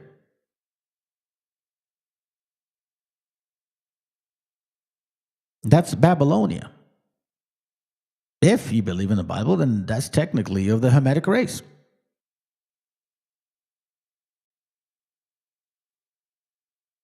I don't like this channel here. Pinterest be showing some weird shit. Hold on. Is it Pinterest? Oh, no, it's not Pinterest. See? That's the Sifrod, fam. It's all relative to these people. And they want to run away from it. You want to claim the power. Well, then, here you go. Ak. This is you. Ak. Shit. We know that it could be, let me see, is this one? No, that's not it. This is why Wisdom of Solomon was saying this right here.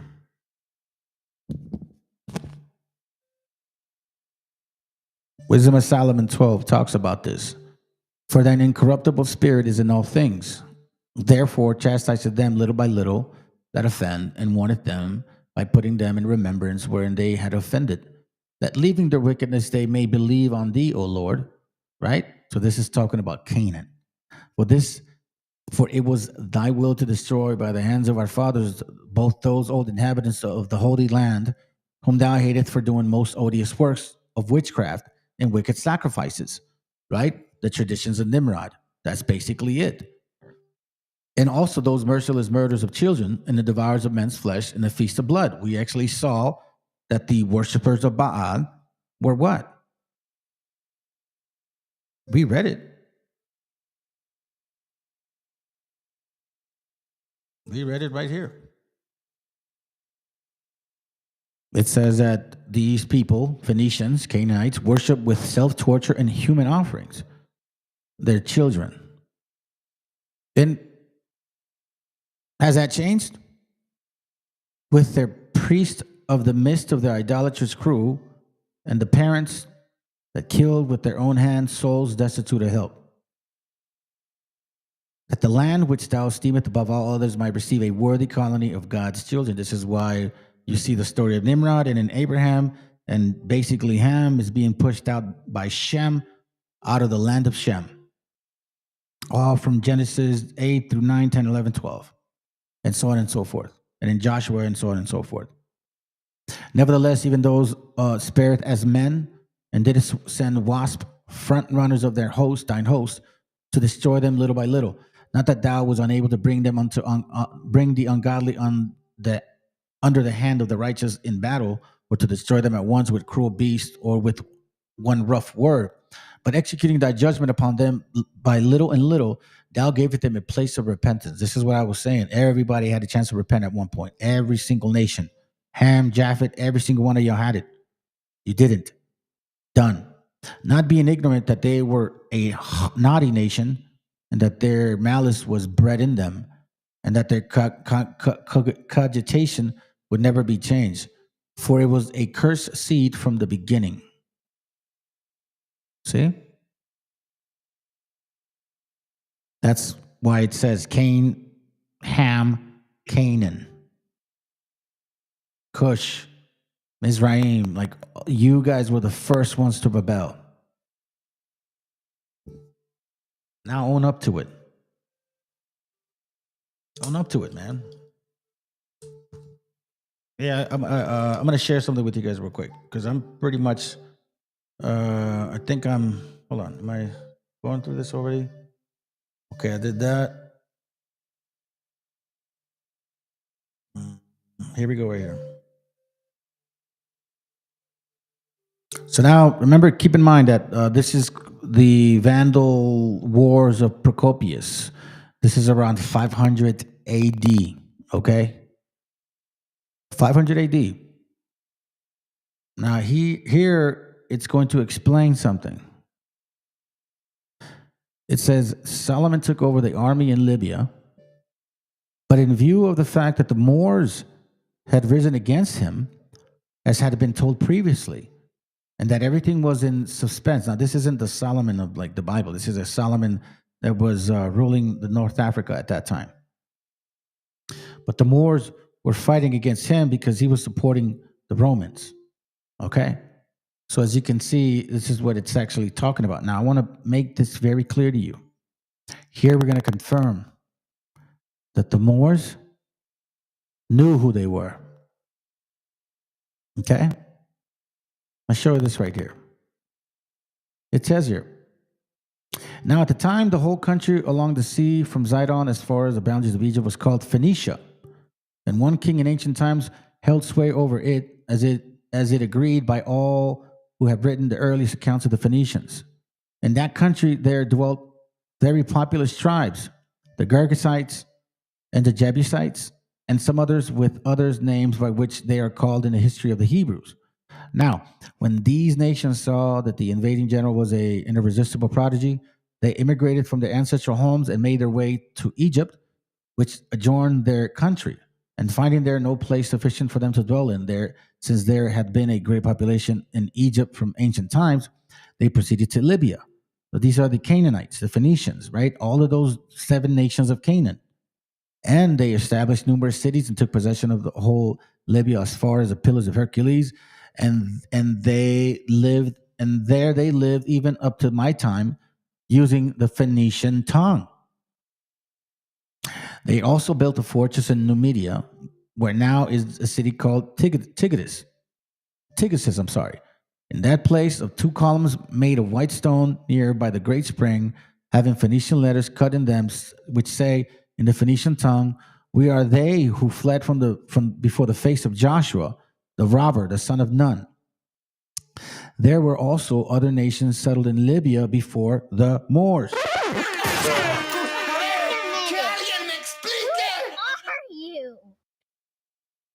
I don't really have to try that hard, family. I don't have to try that hard. What up, Joe? What up, Dope? Good to have you, brother. Hey, shalom, bro. Proverbs 18:6. Let me see what you got. Proverbs 18:6 says, "A fool's lips enter into contention, and his mouth calleth for strokes. A fool's mouth is his destruction, and his lips are the snares of his soul." Yeah, basically, it's like you bite your own tongue. You know what I mean? Like you trip yourself up. You admit the actual flaws in your wickedness, or in your so-called righteousness. I'm sorry. There were also other nations settled in Libya before the Moors, who, on account of having been established there from of old, were said to be the children of the soil.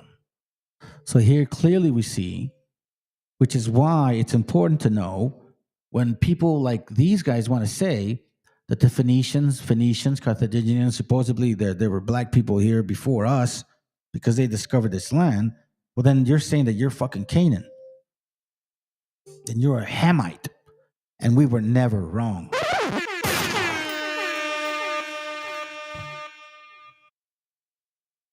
I mean, what do you want me to tell you? What do you want me to tell you, Ak? What do you want me to tell you, Ak? Here, I got some videos for you, man. Check it out. And I don't lie in this channel, bro. Y'all take shit personal. I don't. I just study, read, put notes, and I show y'all what I find. Let's go.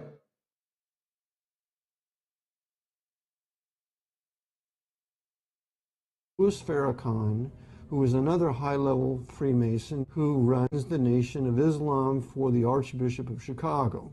A lot of people could say the black community, as well as, specifically the Nation of Islam, they blame white supremacy when we know that those are truly issues. So we have all these high-level Masonic leaders, black and white, of all these various different religions, working together for agitation among the peoples of this country, but never ever exposing the papacy as the true heart and soul and its real master. The same people that created the Federal Reserve Bank, the same people that created the League of Nations, that eventually became the United Nations, the same people that created the Council on Foreign Relations, are the same people that created the NAACP and the Urban League, the Boule. These people are deceivers. A lot of preachers, I hate to say it, the devil have preachers. If Allah is the God of heaven and earth, to provide an education to adults of color. He petitioned the state legislature to grant to all citizens of color the right to own real property and to vote in all elections. He also served as a special deputy to the English Grand Lodge. Louis Farrakhan. I didn't mean to start it at that point. I'm gonna leave it right there, okay? My bad. Let's go. if Allah is the God of heaven and earth, like you said, then you have to accept Him. Amen. And Him only. That's it. That's absolute. The problem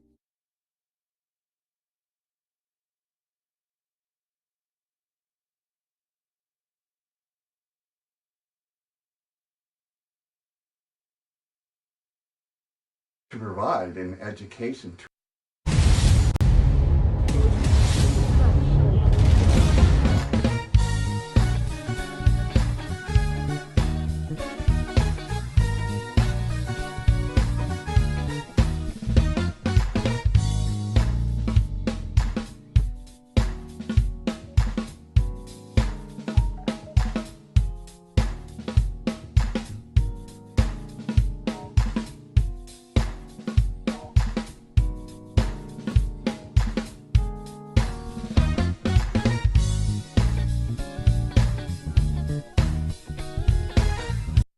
to provide an education to adults of color. He petitioned the state legislature to grant to all citizens of color the right to own real property and to vote in all elections. He also served as a special deputy to the English Grand Lodge and was armed with the charge to travel throughout the colonies to determine the number of subordinate Caucasian lodges still operating as such in the New World. The question of extending Masonry arose when Absalom Jones of Philadelphia appeared in Boston in 1791. He was an ordained Episcopal priest and a Freemason who was interested in establishing a Masonic lodge in Philadelphia. Black men from Providence, Rhode Island also traveled to Boston to inquire about Masonry. At a subsequent assembly in 1791, the African Grand Lodge was formed by delegations from Philadelphia, Providence, and New York. Prince Hall served as its first Grand Master and remained in this capacity until his death. African Lodge in Philadelphia and Hiram Lodge in Providence came under the aegis of this Grand Lodge in 1797. Prince Hall died December 4th, 1807. A broken column monument marks his gravesite in Copp's Hill Cemetery in Boston. At a General Assembly of the Craft in 1808, the name African Grand Lodge was changed to Prince Hall Grand Lodge, free and accepted Masons of Massachusetts. The Deputy Grand Master, Brother Nero Prince, became Prince Hall's successor as Grand Master, followed by George Middleton, then Peter Lew, and then the well-known John T. Hilton, who recommended a Declaration of Independence from the English Grand Lodge in 1827 and the assumption of powers and prerogatives as an independent Grand Lodge. During this most significant period of Masonic growth, Masonry spread throughout the colonies. Many lodges and Grand Lodges were formed under the authority of the Prince Hall Grand Lodge. Today, there are over 1 million Prince Hall Freemasons in approximately 50,000 lodges in 44 jurisdictions throughout the United States. It takes 3 more lodges to form a Grand Lodge. Hannibal Lodge number 1 of San Francisco, Philomathian Lodge number 2 of Sacramento, and Victoria Lodge number 3 of San Francisco are the 3 lodges that formed the Grand Lodge, free, ancient, and accepted Masons, organized in San Francisco, California, on Tuesday, June 18, 1855. Hence, the 9th Grand Lodge was formed. The fraternity now holds the distinguished title of Most Worshipful Prince Hall Grand Lodge, free and accepted Masons of the state of California, Incorporated. Since its colonial birth, the organization has attracted to its ranks professional men in business, government, religion, and community service, civic-minded men of good will and character who continue to provide the needed services for the better speaking of, thereby leaving a legacy by which Prince Hall Freemasons are best known. To be one, ask one.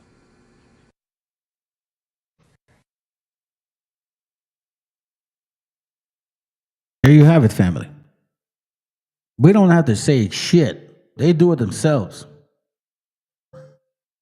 Now, I'm going to play this video for y'all real quick, and then I'm going to end it with this other one to prove a fucking point. Reality is that anybody that is not of this continent is only surviving because of the resources and beautiful land and beautiful gift that the Most High gave to us. There's a reason why we have envious people in it around us right now. They want to be you. They love to be you. They just don't admit it. Look, this is from these other people here. I thought this, thank you, brother, for sending me. I thought this was a great example of what they want to take.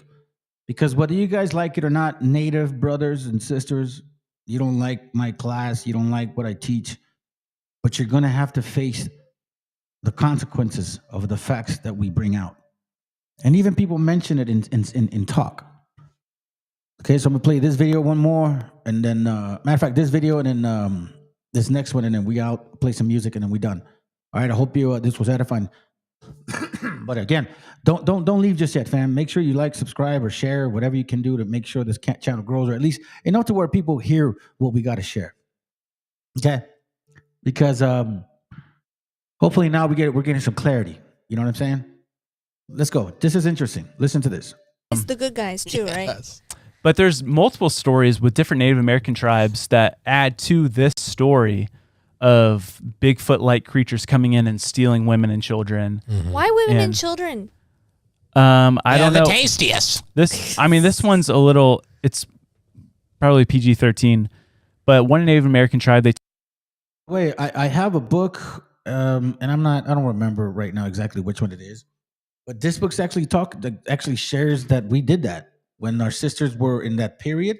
They would have to stay away from us until they were, clean, or when they had a child, they would have to stay away from us until they were ready.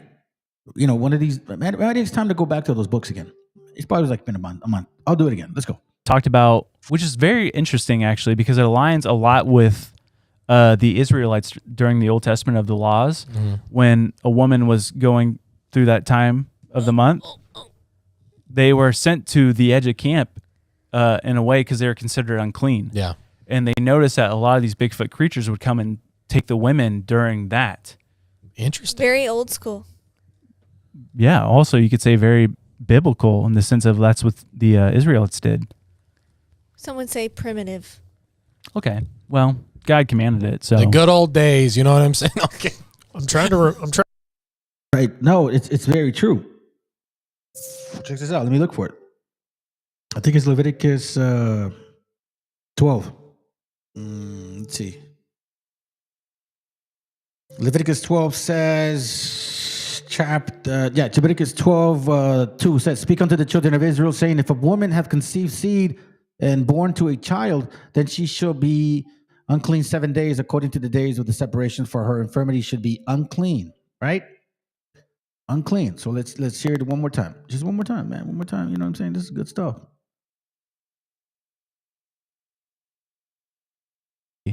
Of Bigfoot-like creatures coming in and stealing women and children. Why women and children? I don't know. The tastiest. This one's a little. It's probably PG-13, but one Native American tribe they talked about, which is very interesting actually, because it aligns a lot with the Israelites during the Old Testament of the laws, when a woman was going through that time of the month, they were sent to the edge of camp in a way because they were considered unclean. Yeah. And they noticed that a lot of these Bigfoot creatures would come and take the women during that. Interesting. Very old school. Yeah. Also, you could say very biblical in the sense of that's what the Israelites did. Some would say primitive. Okay. Well, God commanded it. So the good old days, you know what I'm saying? Okay.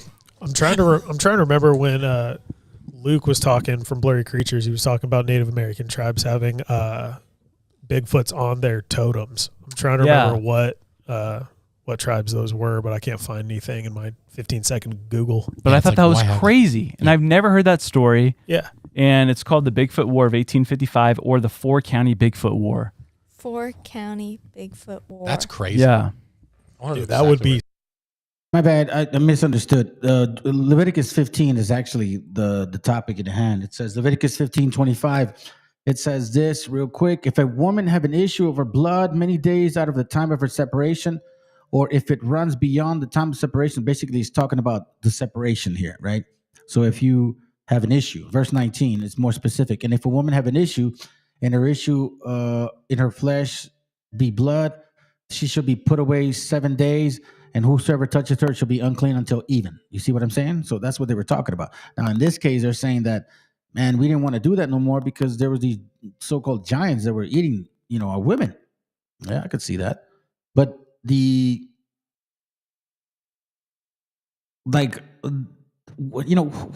hear that? You see what I'm saying? So the reality is this, fam. Esta gente, güey, they won't survive without us, bro. White, black, Arab, Asian, y'all can't survive without us. If white folks got rid of us, bro, it'd be over, dude. You guys can't handle this on your own. This is why you eat the resources of our people. So all you Democrats and Republicans, you're all fucking stuck on your, stupid government, bro. You know what I'm saying? Matter of fact, let me show this. Matter of fact, let me show you this, because it shows hate, and I love the fact that at least you guys are very honest with us now. Ain't no more running away from the fact that, oh my God, the white man, no, fuck no, y'all is as racist as they are. And get in here. If you think you heard all the tricks of the trade and what's actually going on with the doctor of discovery and this whole feudal court system, that if we speak loud enough, the whole court system can go down. But let me show you some secrets that why this needs to happen. Now, our ancestors went under this law for very, very, very long, like hundreds of years. And somewhere in between like 1866, we started going in the Black's Law Dictionary. Administrative, not law, right? But check this out. This is what we going under as classified African Americans, but actually indigenous peoples of North America. And this actually in the congressional records, June the 13th, 1967. Literally. Now, they supposed to gave the land back, but thanks to Noble Drew Ali and other peoples, the land is in trust. But what about the doctrine of discovery? Have you ever heard the court case Johnson versus McIntosh? Oh, you. Keep in mind, fam, don't let your mind get overwhelmed by stupidity. You know how they keep saying the land? They keep saying the land. The land. Okay. How far does that land go? Mexico? Canada? Alaska? Central? South America? Which one? Since you're the Moors, you claim to be the original, why the fuck are you isolating your land? What are we doing here? What are we talking about? And is it based on the laws of the white man once again? Or are you going to say you created these laws and they're the ones that took it? It's funny because Drew Ali calls you guys Moabite Canaanites. Fucking idiots, bro. Then go and take a screenshot. Idiots. In the 1823 case, Johnson versus McIntosh, the Supreme Court ruled that European nations and later the United States acquire ultimate title to the lands they discovered, a principle known as the doctrine of discovery. This ruling meant that Native American tribes were left with only a right of occupancy. Funny, this is why, man, you guys are so fucking dumb, bro. Yes, the doctrine of discovery, and they used that argument in a case in 1823. They used the actual papal bull to justify the taking over of what? The entire being the so-called principle of the entire continent of the Americas. This law justified the taking over of half of North America from Mexico, pendejo, in 1848. They used this argument to do that. You fucking dumb Hamitic dumbass. It is time, family, that y'all start pushing back on this stupidity, man, and spit in their face. I mean, not physically, but like spiritually, spit on their bullshit. Like, esa verga no valen verga, wey. The fuck you talking about, bro? So we're gonna continue the ignorance. Let's see. And they could not sell lands to private citizens, only to the U.S. government. And here go another court case. As you can see, going to take a screenshot. But it basically says the same thing, but it goes into a lot greater details. Now, they needed to buy a little more time, so they had to create the 14th Amendment. A U.S. citizen is a fictional entity and has no rights. Therefore, the U.S. citizen residing in one of the states of the Union are classified as property and franchised under the federal government as individual entities. So this is literally slavery. Literally slavery. You says you has no rights. You has no rights, and you classified as property. That's slavery, right?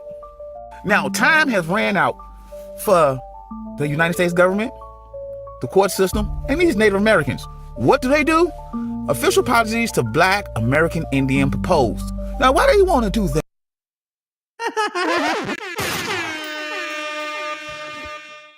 Apparently, this fucking dumbass doesn't see the comma. It says official apologies to Blacks, American Indians propose. Meaning, to blacks and American Indians. It doesn't say black American Indians. There's a comma in there. I guess we got to educate Ham. Ham, I am. What does a comma mean? What does a comma mean? It says a punctuation mark indicating a pause between parts of a sentence. It is also used to separate items in a list.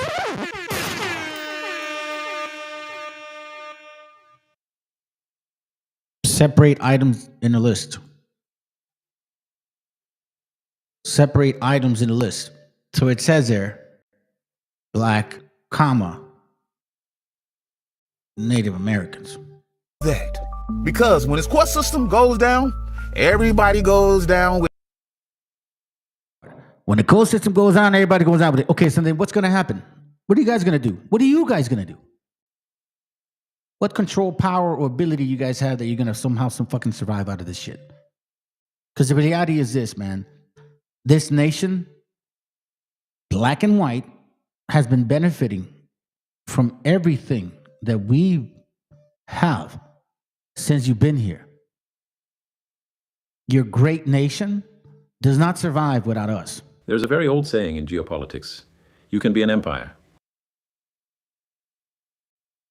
or you can be a debtor, but you cannot be both. For 80 years, the United States defied this rule. They printed the money, and the world accepted it. They sanctioned their enemies, and the world obeyed. They were the masters of the universe. But this week, the master had to go begging. In Caracas, the United States is doing the unthinkable. After years of trying to destroy Nicolas Maduro, after seizing his planes, freezing his accounts, and putting a $15 million bounty on his head, Washington is suddenly desperate to make a deal. Why? Because the petrodollar is dying, and they need Venezuela's oil to save it. And in Washington, the new Treasury Secretary, Scott Bessent, is facing a nightmare. He needs to borrow $3 trillion this year just to keep the lights on, but his usual customers aren't buying. So he is forced to look across the ocean to the very country the U.S. calls its greatest enemy, China. Do you see the irony? The United States is currently waging an economic war against the two countries that it needs the most. I worked at the IMF for many years. I have seen this pattern before. When a superpower starts begging its enemies for resources, it is not a 4D chess move. It is a liquidation sale. Today we are going to look at the two desperate deals happening behind closed doors. The oil deal in Venezuela and the debt deal with China. Because if either of these deals fails, the American economy does not just recession, it stops. Let us start with the humiliation in Caracas. If you want to understand how weak the American empire has become, you do not need to look at the GDP numbers. You just need to look at who they are shaking hands with. 5 years ago, the United States declared that Nicolas Maduro was not the president of Venezuela. They recognized a man named Juan Guaido. They froze Venezuela's bank accounts. They seized their airplanes. They even put a $15 million bounty on Maduro's head like he was a cowboy outlaw in a Western movie. The goal was simple: collapse the Venezuelan economy, force a regime change, and take control of the world's largest oil reserves. So, what happened?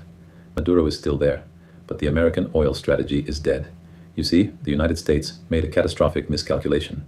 They assumed that if they sanctioned Venezuelan oil, the world would stop buying it. But the world is hungry. China continued to buy. India continued to buy. And here is the detail that keeps the U.S. Treasury awake at night. They did not pay in dollars. Venezuela became the first laboratory for a post-dollar oil market. They started selling their oil for Chinese yuan and increasingly for USDT crypto. By sanctioning them, the U.S. forced Venezuela to build a financial immune system. They proved to the world that you can sell oil without Washington's permission. And now the tables have turned. While the U.S. has plenty of oil in Texas, it is the wrong kind of oil. It is light sweet crude. But the massive American refineries in the Gulf Coast, they were built 50 years ago to process heavy sour crude. Without that heavy oil, the refineries choke. They cannot produce enough diesel. And if diesel runs out, the American supply chain stops. So we see the unthinkable. American diplomats are quietly going back to Caracas. They are issuing waivers to companies like Chevron to pump oil in Venezuela again. They are offering debt relief. They are essentially begging the man they tried to overthrow to please turn the pumps back on. This is not diplomacy, this is surrender. It proves that when push comes to shove, the United States needs the Global South's resources more than the Global South needs the United States' permission. But if the situation in Venezuela is embarrassing, the situation in Washington is absolutely terrifying. While the diplomats are begging for oil, the Treasury is begging for cash. This is where the new Treasury Secretary, Scott Bessent, finds himself in a trap. The American public thinks the Treasury Secretary's job is to manage the economy. It is not. His job is to be a salesman. Every single year, the U.S. government spends trillions more than it taxes. To fill that giant hole, they have to sell paper, U.S. Treasury bonds. For decades, this was the easiest job in the world. The entire planet lined up to buy American debt because it was considered risk-free. But this year, the math has broken. The United States needs to sell $3 trillion in new debt just to survive the next 12 months. And the question Mr. Besant has to answer is, who is going to buy it? He looks at Japan, traditionally the biggest buyer. But Japan is in a currency crisis. They are not buying American debt. They are selling it to save their own yen. He looks at Europe. They are stagnant, fighting their own recession. He looks at the American banks. They are already stuffed full of government paper, sitting on unrealized losses. There is only one buyer left on the planet with deep enough pockets to bail out the United States, China. And this is the absolute comedy of the American position. On one hand, you have the politicians screaming about a trade war. You have threats of 60% tariffs. You have generals talking about conflict in the Pacific. But quietly behind closed doors, the Treasury Secretary has to pick up the red phone and call Beijing. He has to say, please do not sell our bonds. In fact, please buy more. Because if China decides to stop buying, or worse, if they decide to liquidate the hundreds of billions of dollars of US debt they already hold, the American system breaks. Interest rates in the US would explode overnight. Mortgage rates would hit 10, 12, 15%. The stock market, which is addicted to cheap money, would collapse. The United States is currently trying to hold a gun to China's head, while China is holding the deed to the United States House. Mr. Besant knows this. He is a hedge fund manager. He understands leverage. He knows that you cannot declare war on your own banker. So while the news channels talk about how tough the US is being on China, the reality is the opposite. The US is trapped. They need China to fund their deficit, and China knows it. They are watching Mr. Besant sweat. They know that without their money, the American dream cannot pay its monthly mortgage.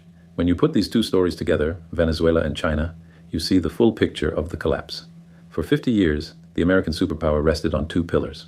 Pillar number one was the petrodollar. The deal was, we protect you and you price oil in dollars. That forced every country to hold dollars to buy energy. Venezuela has just proven that you can break that pillar and survive. Pillar number two was the hot treasury bond. The deal was, you give us your savings and we give you a safe return. China is now proving that the return is not safe, and the savings are being weaponized.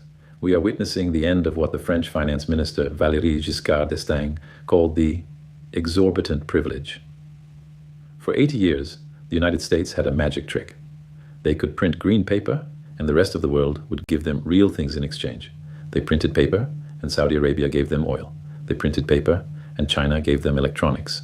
They printed paper, and Brazil gave them coffee. It was the greatest economic deal in history, but the deal relied on trust. Trust that the dollar was neutral. Trust that the dollar was safe. In 2022, when the US froze Russian reserves, they broke that trust. They told the world, the dollar is not a currency, it is a political leash.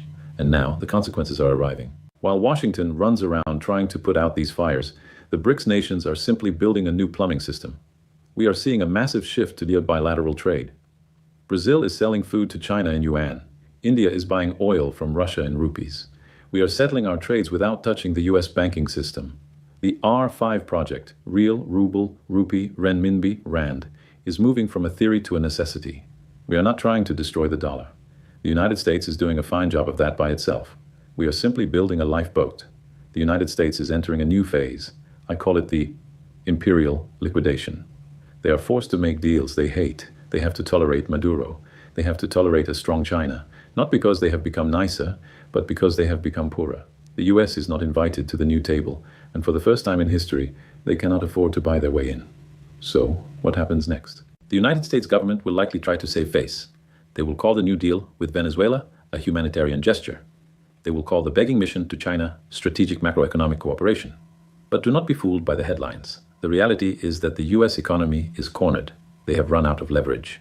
When you are an empire, you dictate terms. When you are a debtor, you accept terms. And right now, Washington is accepting terms from the very people it tried to destroy. The United States will eventually have to make a choice between two devastations. They can either default us on their debt, tell the world we cannot pay, which would bankrupt the global financial system instantly, or they can inflate their way out. They can print the money they cannot borrow. They can devalue the dollar to make their massive debt pile seem smaller. History tells us they will choose inflation. It is the politician's way out. It is the slow death. For you, the regular citizen, whether you are watching this in America, in Europe, or in Brazil, This means the price of saving the American empire will be paid by your savings. Your groceries will get more expensive. Your energy bills will rise. This is the tax of the falling hegemon. But there is an alternative. The world is not ending. It is just changing management. The rise of the multipolar world, led by the BRICS, is not a threat to be feared. It is a return to balance. It is a return to sanity. It is a return to an economy based on real resources, not weaponized paper. The unthinkable deals you saw in the news this week are just the beginning. The era of the dollar is closing. The era of the real economy is beginning. My advice to you is simple. Do not listen to what the US politicians say. Watch who they are shaking hands with, because while they talk about strength, they are shaking hands with the people who hold their debt and their oil. The transition has already happened. The world just hasn't realized it yet. This is Democracy Now!, democracynow.org, The War and Peace Report. I'm Amy Goodman. We begin today's show looking at the growing scandal around the late convicted sex offender Jeffrey Epstein, both his ties to President Trump and a network of prominent politicians, academics, philanthropists, diplomats, and other public figures. Last week, Congress overwhelmingly voted almost unanimously, save one congressman. My bad, fam. Didn't mean to let that slip out there real quick. That's not my intent. I wasn't trying to play that. All right. At this point, I think that's all we got, fam. I hope it was edifying, man. Thank you, brother, for posting some stuff, dude. You always so late and shit. Well, anyways, thank you, bro. Other than that, let's see. I don't want to leave anything out. Oh, that's right. Oh, my bad.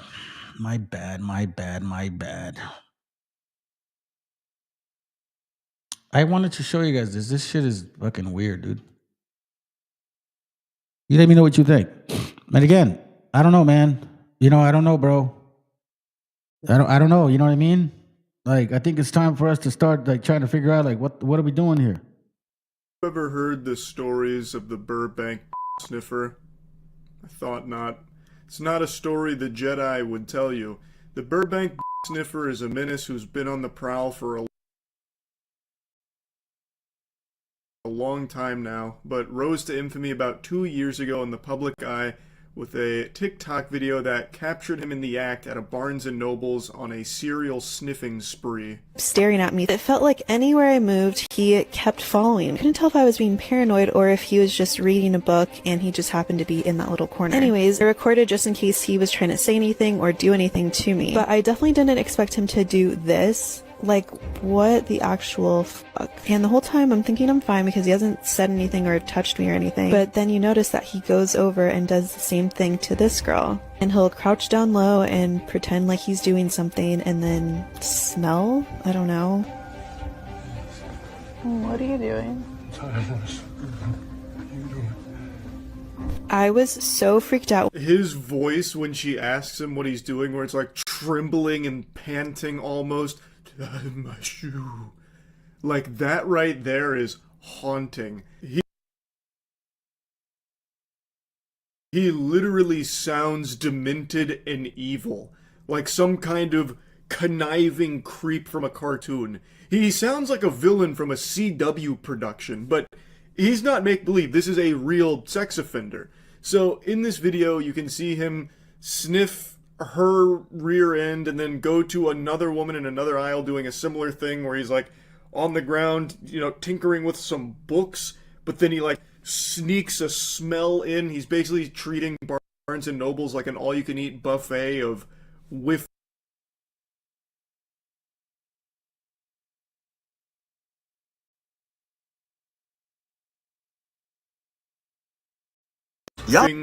Tookuses. I don't know about FDA, and right? He got caught here.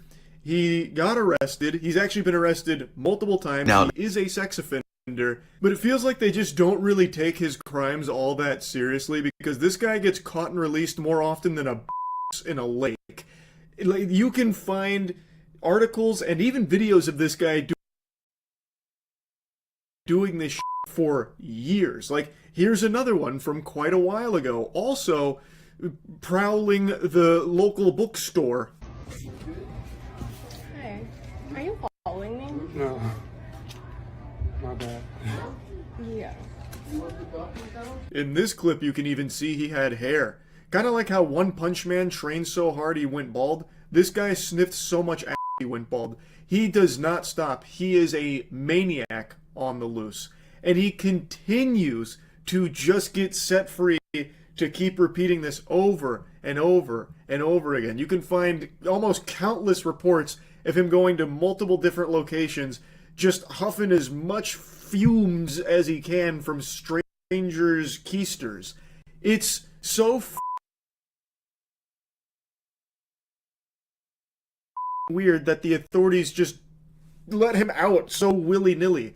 And surprise, surprise, the reason I'm talking about it again today is he has just been arrested again for doing the same thing, this time in a Nordstrom. And previously captured on a TikTok video, lurking too close for comfort near unsuspecting women, has been caught on camera again, committing a similar act. The suspect has been arrested, this time for following women inside a Nordstrom rack in Burbank. Real quick, I've got to just make a mention of something here. Take a close look at his mugshot. Anything look out of the ordinary here? His ears. What is going on with those puppies there? He's got Shrek ears. His ears look like Fred Burger's nose. Man glued 2 bugles to the side of his head and thought people wouldn't notice. Like, what in tarnation? Micah, it's almost too creepy to talk about, right? A man sniffing women inside local stores. I talked to Burbank police about it tonight, and they told me they consider him dangerous. So dangerous that they keep letting him out with just a slap on the wrist. Yeah, it really seems like they take his threat very seriously. He is dangerous. This guy is a sex offender who is preying on his victims, and the authorities keep letting him out to repeat that cycle over and over and over again. They're not doing a whole lot to protect people from this guy that they consider to be very dangerous. 38-year-old Khalees Crowder of Glendale was arrested, but now it appears he's been at it again, this time preying on women in the Nordstrom rack in the Empire Shopping Center. Wandered into the women's section of the store. There's a solo female and a female standing there alone shopping, and he's did the same kind of behavior that we'd seen in the past. Get close to the female, crouch down, pretend as if he was looking at items or, searching for something, and unfortunately conducted in some. There's a Hamitic god named Baal Peor, and this god type of deity, right? Supposedly, we're gonna come back to this. Is considered Moloch, and apparently he was a Canaanite deity often associated with child sacrifice, stuff like that, right? But then eventually, these deities become like other deities and they add more things to it. And here we see, yes, excrement is mentioned in the Bible primarily in context of cleanness and impurity, right? Yeah, I get that.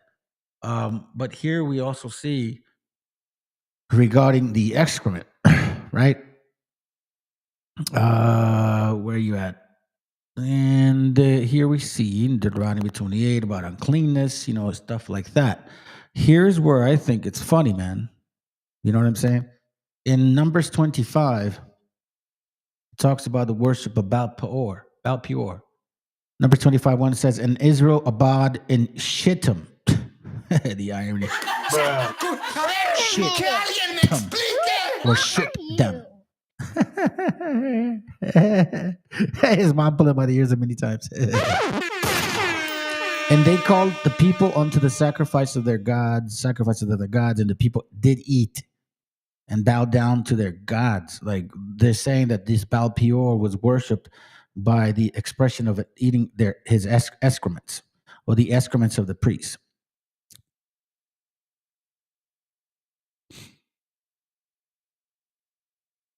I thought I had the link, but let's continue.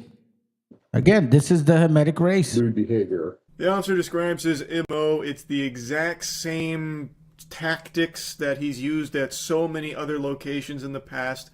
He apparently crouched down, fiddles with some items to make it seem like he's looking for products, but what he's actually doing is just getting into optimal olfactory position, crouching near a woman, so that way he can stick his nose near her rear end and take a huff before leaving. It's concerning that the authorities don't, actually punish him for a meaningful duration. They just let him out so willy-nilly. I don't know if the authorities just expect the women to plan for this as some kind of everyday occurrence, like, listen ladies, Burbank sniffer's back on the loose. He was in jail for the last 3 days, but our hands are tied, so he's out there, so maybe don't wipe your ass this morning. Go ahead and let it crust, because if you're at a store, there's a chance he's there, and maybe you'll scare him straight with a pungent stench. You gotta take matters into your own hands, because we're not doing anything. Within minutes, Burbank police caught up with the suspect in a nearby Walmart. Crowder has a long history of peeping, prowling, and burglary. He's a registered sex offender and was on parole. Tonight, he's locked up again, being held on $100,000 bail. He's all over Burbank, Glendale, who knows where else. We talked with women at the Empire Shopping Center tonight who say He's in Glendale, like, what? Who knows where the fuck else he is? She was gonna say that shit. That shit is funny. Hold on a second. Crowder should not be on the streets. It's ridiculous, and it's such a violation of privacy and space, and I can't believe that they let him out. He needs to stay in there. I think she's right. I think it's very clear that if this guy is not in jail, he is nose deep in strangers' ass. And not only that, he has a long history of other things as well, as mentioned in the report. He is just a career criminal. It is that they keep letting him out so frequently, and then they always have to go arrest him again because he is preying on more victims.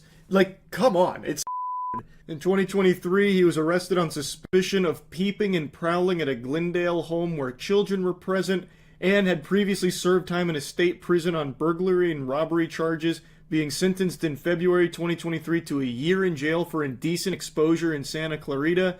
However, he was released early anyway. Witter feels he never should have gotten the chance to victimize anyone else. Court documents show he was out on parole with a history of convictions for lewd conduct dating back to 2021. It's crazy to think that someone like this, who's constantly stalking and violating these people, is allowed to be out and about. We took those concerns to police, asking why he wasn't behind bars. Yeah, obviously it's frustrating, but we can do what we need to do. That's really all he had to say when asked about that. We do what we need to do, which I find.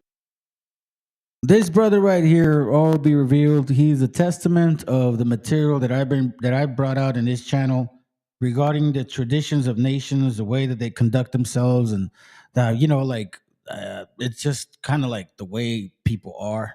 And this is not far-fetched. And, you can post something else regarding that, bro. The Sierra Leone material that I brought out, the Leo Africanus, all these other fucking books that I've shared in the past. This is not far-fetched. Y'all might think that I'm attacking. I'm not attacking. I'm defending. I'm defending our cause because people are trying to steal your heritage, family. Something that means a lot to you, that no one else can give you, that it's unreplaceable because it's beautiful. Y'all know about FBA, right? Now, let me introduce y'all to FWA, Foundational White American. I'm not kidding. Take a look. Yeah, you don't colonials. look very Native American to me. I am Native American. Whites are Native Americans. What are you Sorry. talking about? You're not. What are you talking about?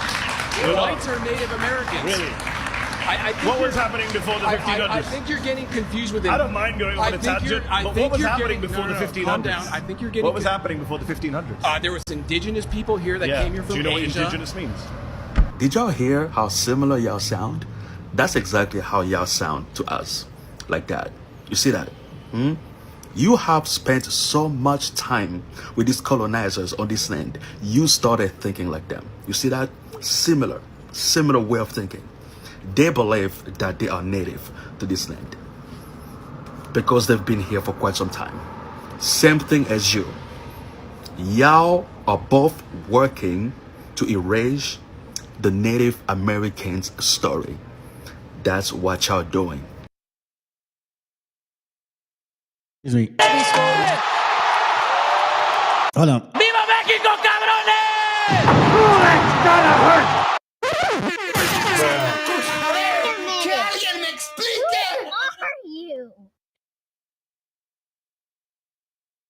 You hate yourselves, man. Y'all hate yourselves. Matter of fact, I'm gonna show this guy love. Look, check this out, family. I've shared this video before. This young man right here. And look, I just, you know, like that's me, right? I'm gonna show him some love. But look how many people have liked him. Negros don't like this shit, dog. Negros hate this fucking truth right here. Y'all hate your own history. And it's so fucking sad that your own people tell you who you guys are and you fucking hate it. Like literally, usually like people like them, you know, when they bring out info, you like mad, like 30,000 like likes and shit, you know? But no, they don't like this. You want to know why? Because of this. Oh, hold on. They don't like them because of this. Let's go. Africa actually come from the land of Canaan. Take this walk with me. In this book called The Vandal Wars, written by the famous Greek historian Procopius, he states the following: "It is necessary to tell from the beginning whence the nation of the Moors came to Libya and how they settled there." And when he's talking about Libya, he's talking about the whole continent of what we now call Africa. Because historically, the whole continent that we now call Africa was known as Libya. By the way, this map was drawn by another famous historian by the name of Herodotus. Procopius goes on to explain how the Hebrews, under the leadership of Moses, when it passed to another man by the name of Joshua, invaded the land of Palestine and how they took possession of that land. And before Palestine, which is this area here, before it was known as Palestine, it was known as the land of Canaan. Here's where it gets interesting, because another name for the word Canaan is Phoenician or Phoenicia. The Phoenicians emerged directly from the Bronze Age Canaanites. They referred to themselves as Canaanites and their land as Canaan. Modern scholarship generally views the distinction between Canaanites and Phoenicians after 1200 BC as artificial. So now that we got that clear, we can move on with the story. Procopius then goes on to state that at the same time, the whole country along the sea from Sidon as far as the boundaries of Egypt was called what? Phoenicia. Just for further context, Sidon was the firstborn son of who? Canaan, who was the son of Ham, making him Sidon, a great-grandson of Noah. He then states that in that country, Phoenicia, there dwelt very populous tribes, the Girgashites and the Jebusites. And the Girgashites were known as the fifth ethnic group that descended from Canaan. They're also said to have been the ones that settled in the vicinity of what is later known to be Carthage. The Jebusites were identified as a Canaanite tribe that was listed in third place amongst the groups between the biblical Hittites and the Amorites. They originally inhabited the city of Jebus, which later became Jerusalem. So Jerusalem actually belongs to a Canaanite people. Procopius then goes on to state that when these nations, right, the Girgashites, Jebusites, and those that were inhabiting Phoenicia/Palestine or Canaan, when they saw that the invading general was an irresistible prodigy, they immigrated. They migrated from their ancestral homes in Canaan, Phoenicia, and made their way to Egypt, which adjoined their country. And finding no place sufficient for them to dwell in, since they have been a great population in Egypt since ancient times, they proceeded to Libya. So they immigrated from this area here and then down into Egypt, which is around here. There was nowhere for them to dwell, so they moved this way into Libya. He then states that they established numerous cities and took possession of the whole of Libya as far as the Pillars of Hercules. You may know the Pillars of Hercules as the Straits of Gibraltar, which is this little area here between Spain and Morocco. He then states that in Indigenous in Numidia, he says, in that place are two columns made of white stone near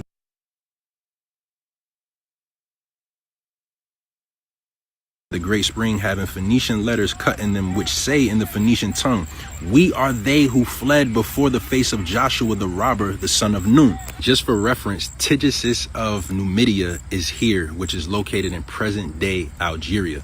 He then goes on to state that there was a battle that took place between them and their neighbors, meaning the Carthaginians and the Moors, who, as has been said, had come from Palestine before them and are called Moors at the present time. So according to the famous Greek ancient historian Procopius, the Moors actually come from Palestine and are actually Phoenicians/Canaanites.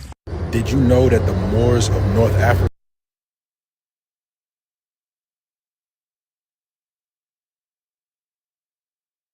family, once again, we don't got an eye, it's Go ahead and ask, sis. What's your questions? What do you got? Shoot me a question. What do you got? Before I go. We can see that we have several colonizers here. Hold on, let me turn this down. I have to monitor this stuff. I was going to try to show you guys something here. Let me see if I can find it. Give me a second. What the hell? Man, not, bro.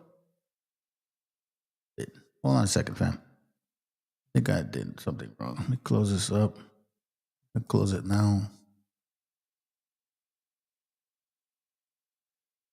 Shoot your question, sis, while I'm doing this. Actually, no, I don't want to do this. I'm trying to look for something here real quick.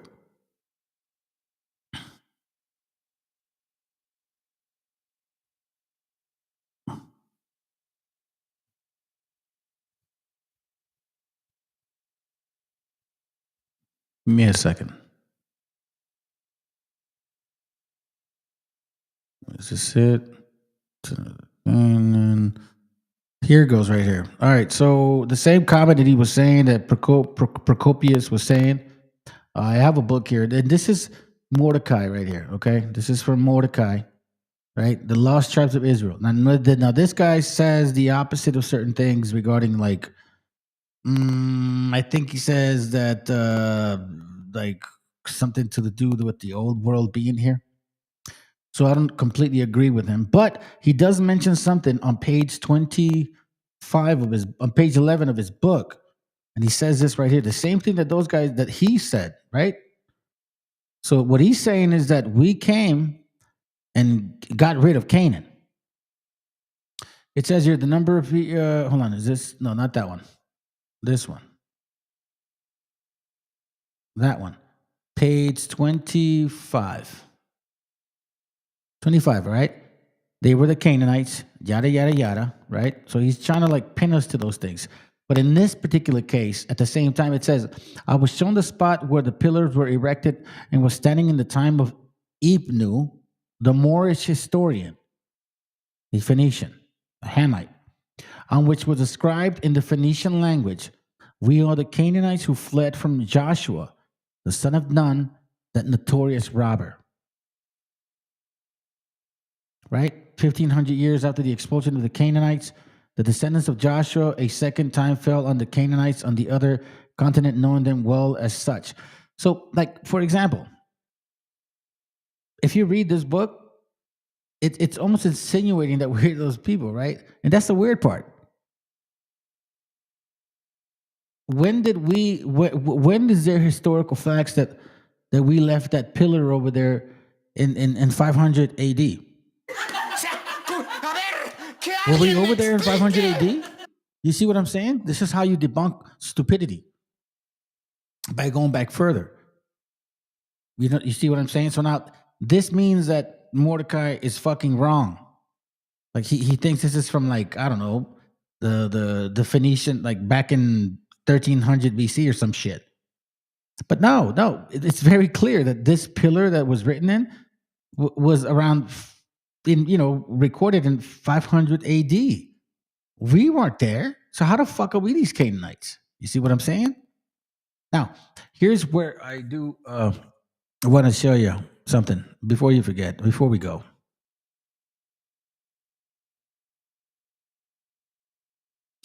Nimrod was found to be different names. Shamash was one of them. Bel, Nimrod, NIMROD, like that, was another one of them. Okay. Ninus was another one of them. The Wicker Man was another one of them. Okay. So like Shamash and the Wicker Man is something to very look. Listen, I don't want to share this link. You guys can look it up if you want, but there's incantations in this shit here. Like literally, they actually have incantations for you to say to that god. I don't even read it. Like I'm not like I'm telling you. I know the Ouija board and I didn't fuck around with that shit. So I'm not even going to read it to you. If you want to like go further into that shit and figure out what it means, then you do it. But these people were the first ones. This is why you have, what is that called? That shit that they do. What is it called, man? What is that Islander shit that they do? That's not that weird voodoo shit. African voodoo shit. What is that called? Do you guys remember?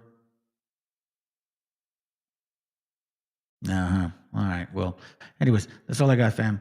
Appreciate you guys being around. Hold on. Oh, wait, hold on. Wait. Okay. So some say Adam was black, then they say Cain would be Esau. If Adam or Edomites were black and Cain is his brother, then Cain would be black too. Nah, hold on. I'll give you a better answer. Because I actually did a class on this. Very simple. To the point. Honestly, wasn't even complicated. Like I totally went through the what do you call it? Hold on a second. Let me see. Hold on. Is this one?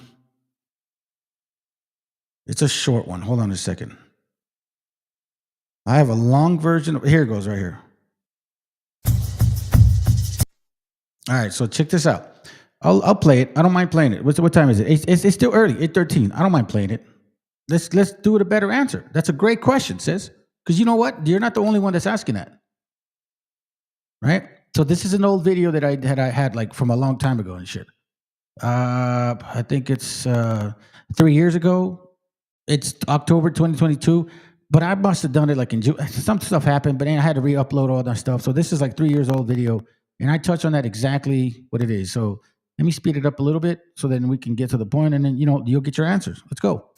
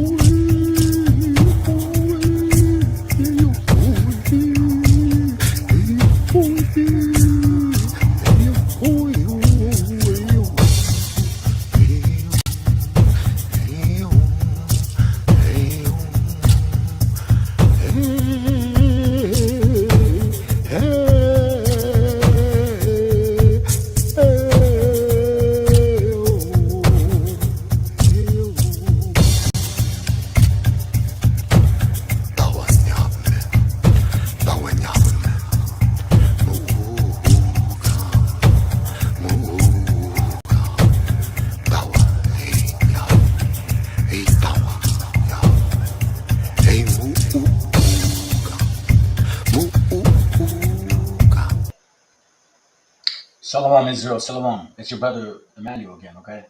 I'm going to do a quick class today. It's a review of what I have done before. just trimmed out because I think it's important to go over these scriptures more than anything. Okay. So with that being said, I'm not going to take too long in regards to the start. The class is called "The Treachery of the Black Adam." Now, that may hurt somebody's feelings, maybe several, but I could care less. Okay. This is not about emotions. This is about truth. This is not about hate. This is about truth. It's about proper doctrine and proper revelation. That is the job of the so-called elders to teach us those things. Okay. But anyways, I'm going to use the Blue Letter Bible for the most part, but for now, I want to read the scripture just to get started. So let's see. Let's go to Sirach, chapter 60. I'm sorry, it's chapter 14, verse 20. Okay, let's start. It says, "Blessed is the man that doth meditate good things in wisdom." You hear that? Blessed is the man that thinks continually in the good things, meaning the commandments that brings wisdom. Okay, let me read it again. Blessed is the man that doth meditate good things in wisdom, right? Why? And that reasoneth of holy things by understanding, because through that wisdom you tend to reason with life situations, people, and even the studying habits, the discipline, right? Of holy things by his understanding. Meaning what? Of the Most High. Okay, so let's read it one more time. Blessed is the man that doth meditate good things in wisdom, and that reasoneth of holy things by his understanding. Excuse me, I misunderstood that. By his understanding, meaning that it's like you, for example. Okay, so correct that, slash that. Verse 21. He that considereth her ways. In the Bible, wisdom is used as a female, right? Because it wants you to consider it. Obviously, when you, obviously to our brothers here, when you love a woman, you verify love, you love a woman, you're going to obviously treat her well and take care of her, right? Because you want to make sure that you get what you want, I guess, in that sense, right? At that time in that world. But the point being is that that's the same concept. He that considereth her ways in his heart, meaning his mind, shall also have understanding in her secrets. Okay. So let's start off with Genesis chapter 2, verse 7, because that's what I had touched on yesterday. And the reason why I think this is important is because we've been taught otherwise. We've been taught that Genesis 2:7 is where the so-called black man came from, right? They go to it. So let's go to it. Genesis 2:7, and it reads, this is exactly it. It says, "And the Lord God formed man of the dust of the ground," okay, "and breathed into his nostrils the breath of life," right? So now, they'll go and say, and when I mean they is the one West doctrine, okay, that you see, it's a man from the ground. If you dig the dirt, it looks dark. The deeper you go, the darker it is in some areas. But anyways, for the sake of the scriptures, let's stick to it. So now let's use the tools that were given to us. So now if we look at what the word ground means, because man formed, and the Lord God formed man of the dust of the ground. But if you click on dust, here, just for the sake of you guys understanding, let's click on that real quick. It really means more of like debris, earth, stuff, powder, things of that nature, ashes, gray, rubbish, right? But if you click on the word ground, H127. Strong's H127. Adamah. Adamah. Adamah. So Adamah is what? Go back again. It's ground. See that? And it means ground land, ground, piece of ground, city of Natali. We'll touch on that in a little bit. And then it says redness, right? Now you're going to see this H119, H119. Hold your thought on that one because we're going to come back to it. So as we know now that Adamah is ground, or based on this, it just says redness, right? So let's dig a little deeper. Let me show you guys something real quick. I put this on last time. So as you can see, man from the earth, okay? That's what it means. I mean, you simple Google. Simple Google. Now, if you click on here, our baby namers, okay? Now, keep in mind that in One West doctrine, the One West indoctrination, you got these brothers who will use a classical baby Bible book. So it's like, you pick names from this book, right? Bible names. Like you see Esau, you see Edom, red and hairy. You see that? Okay, fine. And then that's pretty much it. So now, if you actually consider this here, is no different. Adamah, the meaning of Adamah is man from the earth. Didn't I just literally Google it just like that? Who does Adamah mean, right? Well, what does Adamah mean? It's the same thing, right? Adamah. Okay. Now, hold on. Let's go back on that. It didn't say man. It said red man. Just like that. What? Adamah is man from the earth. Didn't I just literally Google it? Just like that. Man from the red earth. Not the earth. The red earth. Who does Adamah mean, right? Or what does Adamah mean? It's the same thing, right? Adamah. Okay. Now I'm gonna show you something real quick here too. And I don't like to use references or name them. I'm sorry, because I would appreciate it if you guys actually watched the class and wrote them down. Adamah again. It says red ground earth. Adamah again means red ground earth. So now let me show you guys this real quick. Adamah, red earth again, right? And it's, I guess, fortified city of Naphtali. Again, remember that. So now I'm going to show you guys something real quick. From Zondervan Dictionary, Bible Dictionary. And I actually got an old one, okay? From 1960, I believe, 1969. Watch what it says inside. Adamah, Hebrew. Adamah, red ground, or Naphtali, place in Naphtali.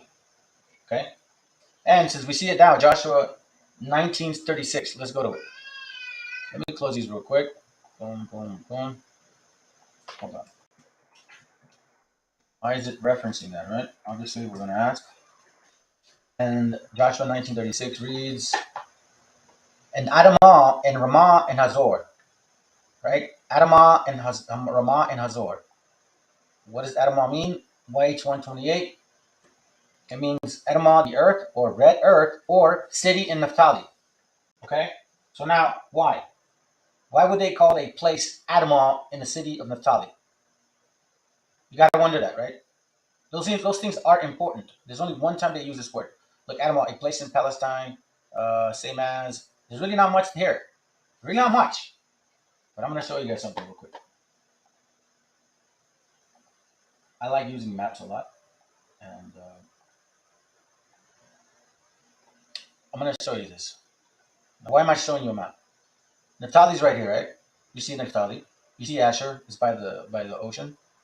Zebulun is under Naphtali. Issachar below. Gad below. Manasseh to the right or to the left. However you look at it. Dan is north. But one thing about Naphtali is that it's by the sea of, and I cannot remember the name of that sea. I apologize. They call it sea. Well, I don't want to look through it because of time. Okay. The sea, can't read it. But all of Naphtali has a riverbank. Now, the reason I mention this is because since, as I've said before, since I was young, I've been using clay. A teacher of mine introduced it to me, and I guess it's just been a natural gift. So I'm very familiar with how clay works and where to find clay.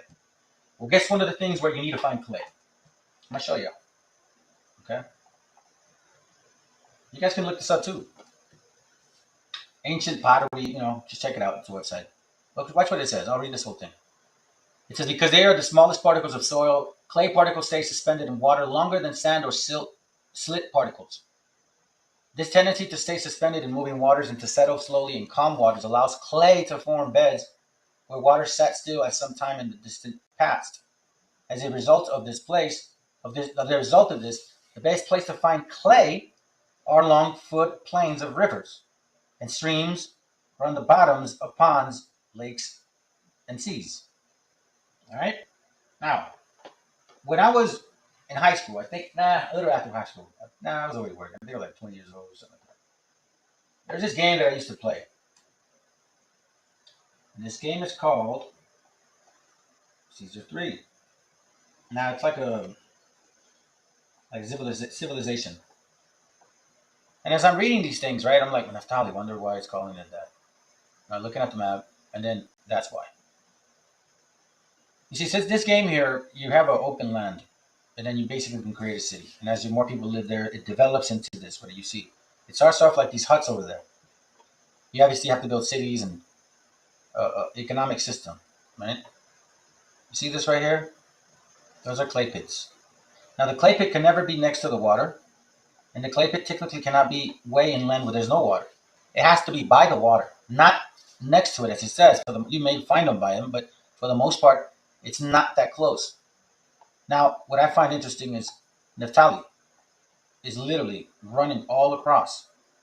So if you connect the two to two together, they call that place in the Adamah in Naphtali because it's red ground.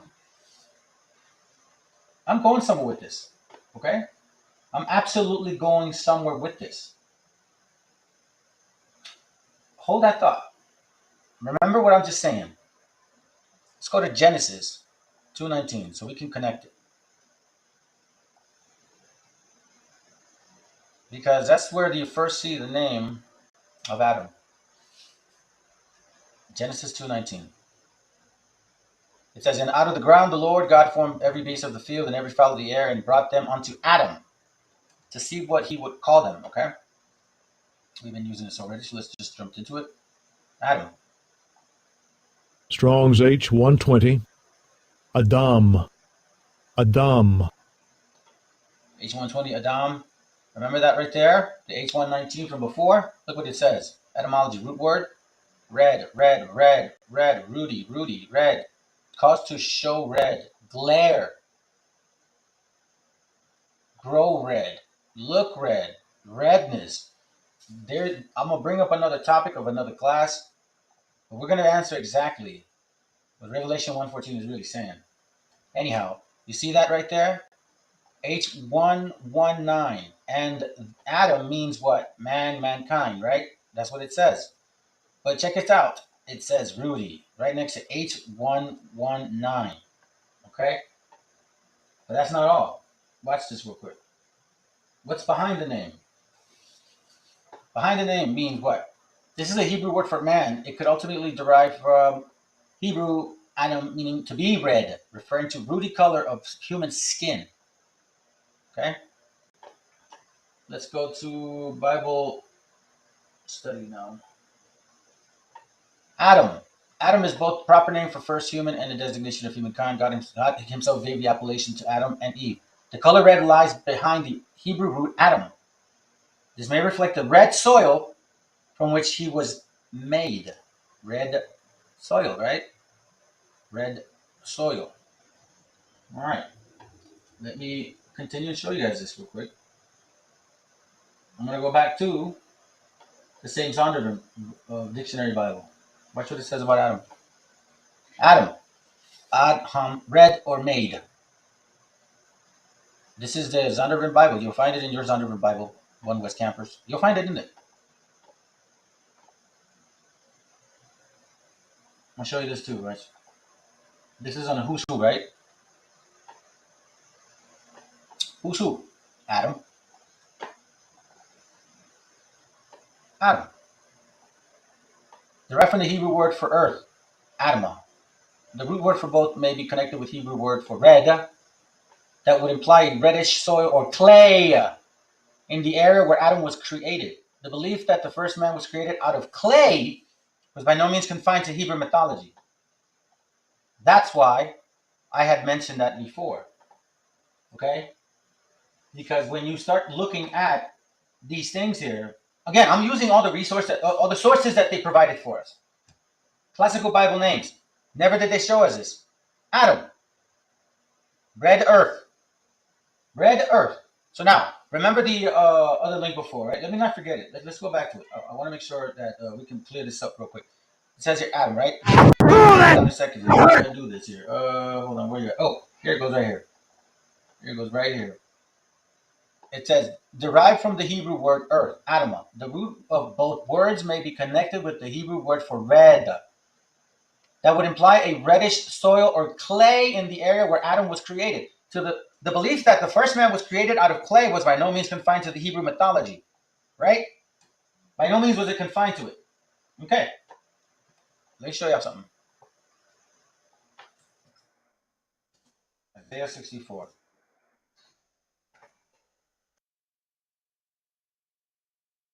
The Somalians should be out of here. They've destroyed our country. And all they do is complain, complain, complain. You have... Sorry, my bad. Damn, it ended like that, huh? Damn, it was just like that. All right, so that was the short version. There are some things that I did leave out, and I think you need to know this, sis, because I get like into the actual meaning of Adami, Adama at this point right here, because I didn't really thoroughly answer that. I think I did this 2 days after. Let's see if I can cover some of it. Hold on. 21. He that considereth her ways. In the Bible, wisdom is used as a female, right? Because it wants you to consider it. Obviously, when you, obviously to our brothers here. Let's dig a little deeper. Like you see what I mean, or Naphtali. Okay. That's what I left out, the Naphtali part. All right, let's go. From 1960, I believe, 1969. Watch what it says inside. Adama,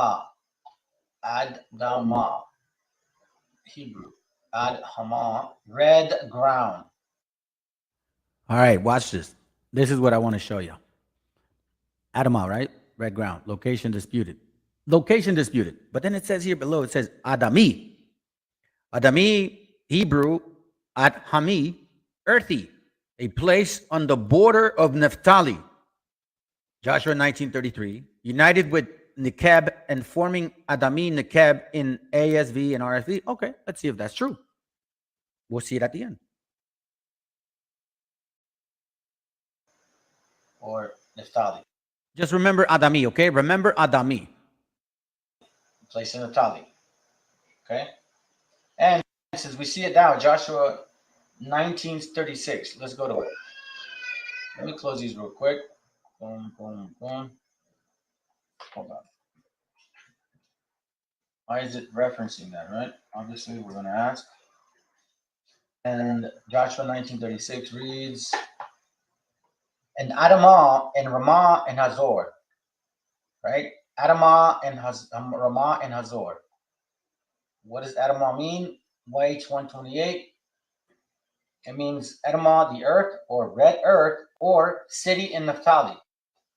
Okay? So now, why? Why would they call a... All right, let me get ahead real quick. Let me get ahead. Right around... I touched on that there. There.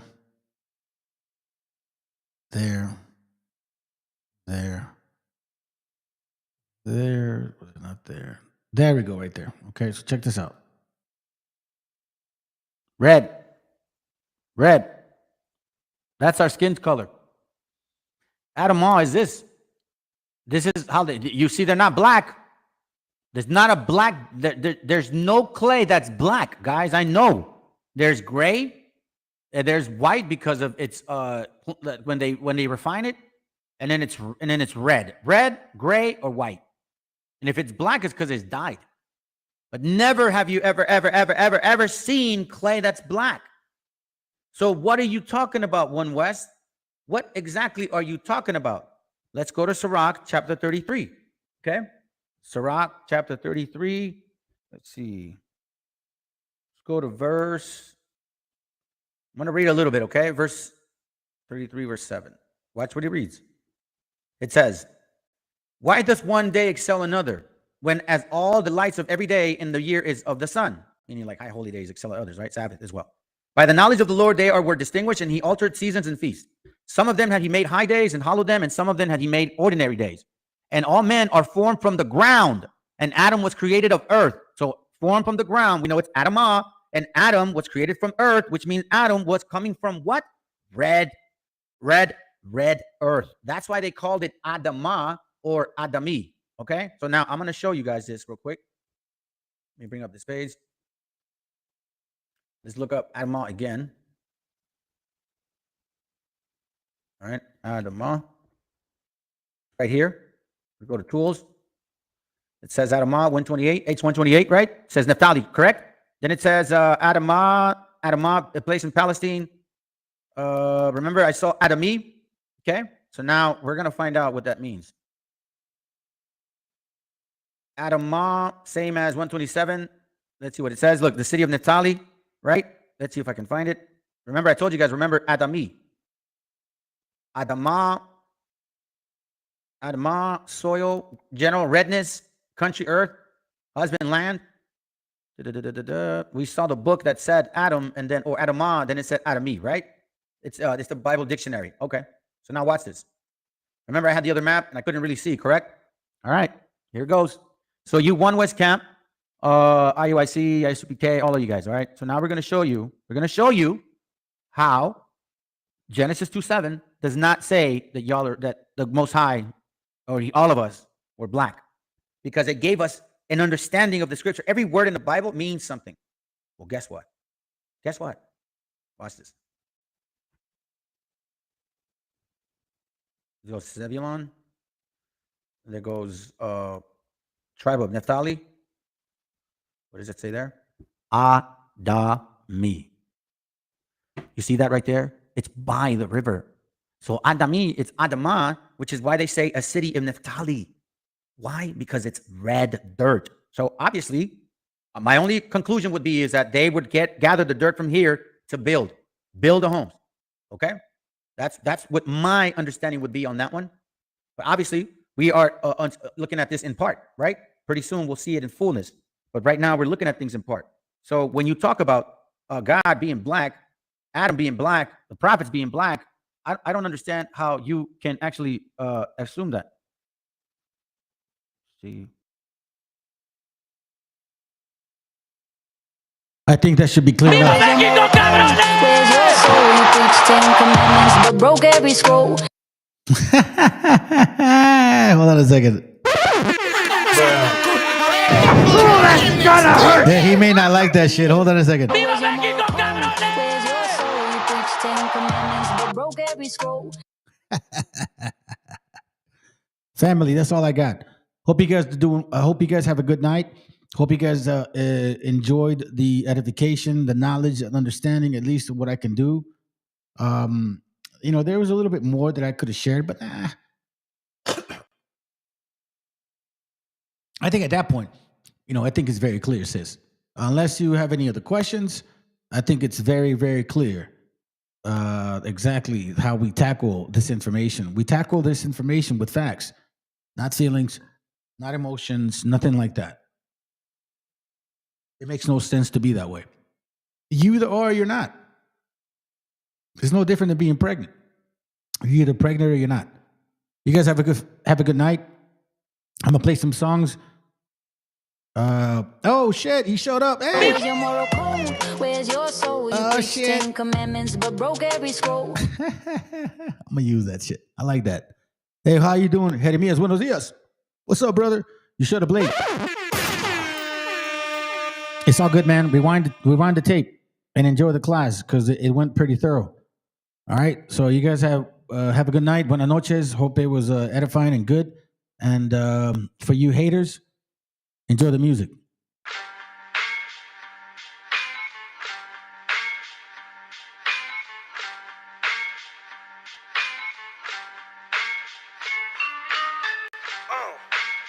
En la Plaza de Reyes, Black 50.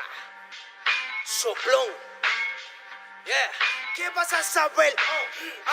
¿Qué vas a saber tú? Oye, chibolito, faltomé. Pulpín de los pulpines, batería de Rapunzel, de rapeos, de raptos, de lagartos en cuartel. Cualquier la pega de cruel con un viejo coronel. Soy flojo, se me antojó dormirme en el laurel. Elevé mi level con un label y un Faber-Castell. Ya un papel, lo empape con sangre de todo aquel que se jura Nobel y no ve mis trenes en la riel. What's so man? ¿Por qué no sacan la tablet? Juro por mis aguas que no te hablo por las powers. Soy chinchado neto, búscame por pico sour y te voy a meter al centro loco como Beckenbauer. Escúchame atento mi bro, que estamos rompiéndole en pro. El negro de Plaza de Reyes como siempre rompe de este micrófono. Que quiere meterle como yo pero no puede meterle taco bro. Si te pensaba que solo era un gallo, déjame decirle que se equivocó.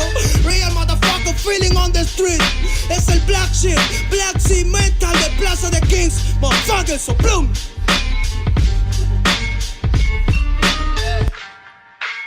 Dinero Luigi, man, desempeño a la victoria para que sepa. Incas Mo, it's money gang, yeah, yeah. Yo también he llorado, gente. También me han desplazado por mi rasgo afrodescendiente. Sí, un perro no habla pero siente. Cuento historias callejeras pa' barrios de delincuentes. Soy un perro que te ladra, que te muerde y que te huele, nene. Soy más que Lene, ustedes para mí son pelele. Con mi jauría todo el día en busca de los cheles. Tengo un perro en fiscalía que nos mueve los papeles y otro en la comisaría para evitar el susto. Muchas veces me han llevado por solo como luzco. Perdón, madre mía, si yo le causé un disgusto, pero en esta vía yo crecí rodeado de perros chuscos. Yo sé que me quieren ganar, yo sé que me quieren tumbar y no pasará porque soy de verdad. Está súper rafina la Dodo Style, metido en latina aprendiendo quizá. Yo tengo el style, no mido la raza del perro, yo mido por la lealtad y yo soy leal. La calle te enseña lo que no te enseña la universidad. Saliste ese peña aquí con una seña te tiran para atrás. La calle limeña aquí nadie la dueña, ya nada es igual. Tiene que respetar, tiene que respetar. La calle te enseña lo que no te enseña la universidad. Saliste ese peña aquí con una seña te tiran para atrás. La calle limeña aquí nada le dueña, ya nada es igual. Tiene que respetar, si yo soy tu papá. Cinco's mob, negro. Cinco's mob, nigga. Nero Luigi, man. Inca's mob, It's money gang, gang, gang, Hey, yo. Yango en la maldita casa. Me llaman pa' que les dé al menos una vez al mes. Se metieron al lago y olvidaron que era el mes. For everybody bless. La fama es una puta, me está llamando a las 3. Dile que llame después de las 16 y 25. Volví de la infancia de Abraham Lincoln. Con fuerza ya inco, luchando para salir del rincón. Letra callejera en CD brinco. Under del under, puede que tu viejo te lo mande. Sale de vez en cuando como el cóndor por los Andes. Mi cuerpo no es de madera como Dandy. Antes que me branden, yo seré la ola que los expande. Aunque esto me pique en la madera, no sirven ni para romper el ticket de un evento afuera. Loco por la carrera, desafían la gravedad. Yo espero tras la barrera y llego con la novedad. Niña, tú solo espera que ya encontré la manera. He visto bastante por querer lograrlo saltando escalones dentro de la escalera. La vida me puso al depósito, yo soy de púlpito pa' que el mundo conociéramos de esta parte mejor intérprete que ha parido de esta cordillera. Sin luz afuera, que el espectáculo es dentro. La calle es mi templo, tiembla el pavimento. Cuando yo me concentro, mis disparos son temas. La calle un poema, se siente desde cuando entro. Y a toditos estos drogaditos que creen que rapean, los regreso al centro de mi balcón. Yo he visto el clown de clown en la misma gestión, pero a la malla no llega el balón. Y para esta pantalla no soy el patrón. Yo ya me sé la cuestión y doy fe por cada renglón. Consciente de la operación del final de Mbappé con la edad de bufón. De Yango en la maldita casa, Plaza de Rey y papá. El Nero Luigi, Black Mental, hip hop peruano. Rasgo en la maldita base.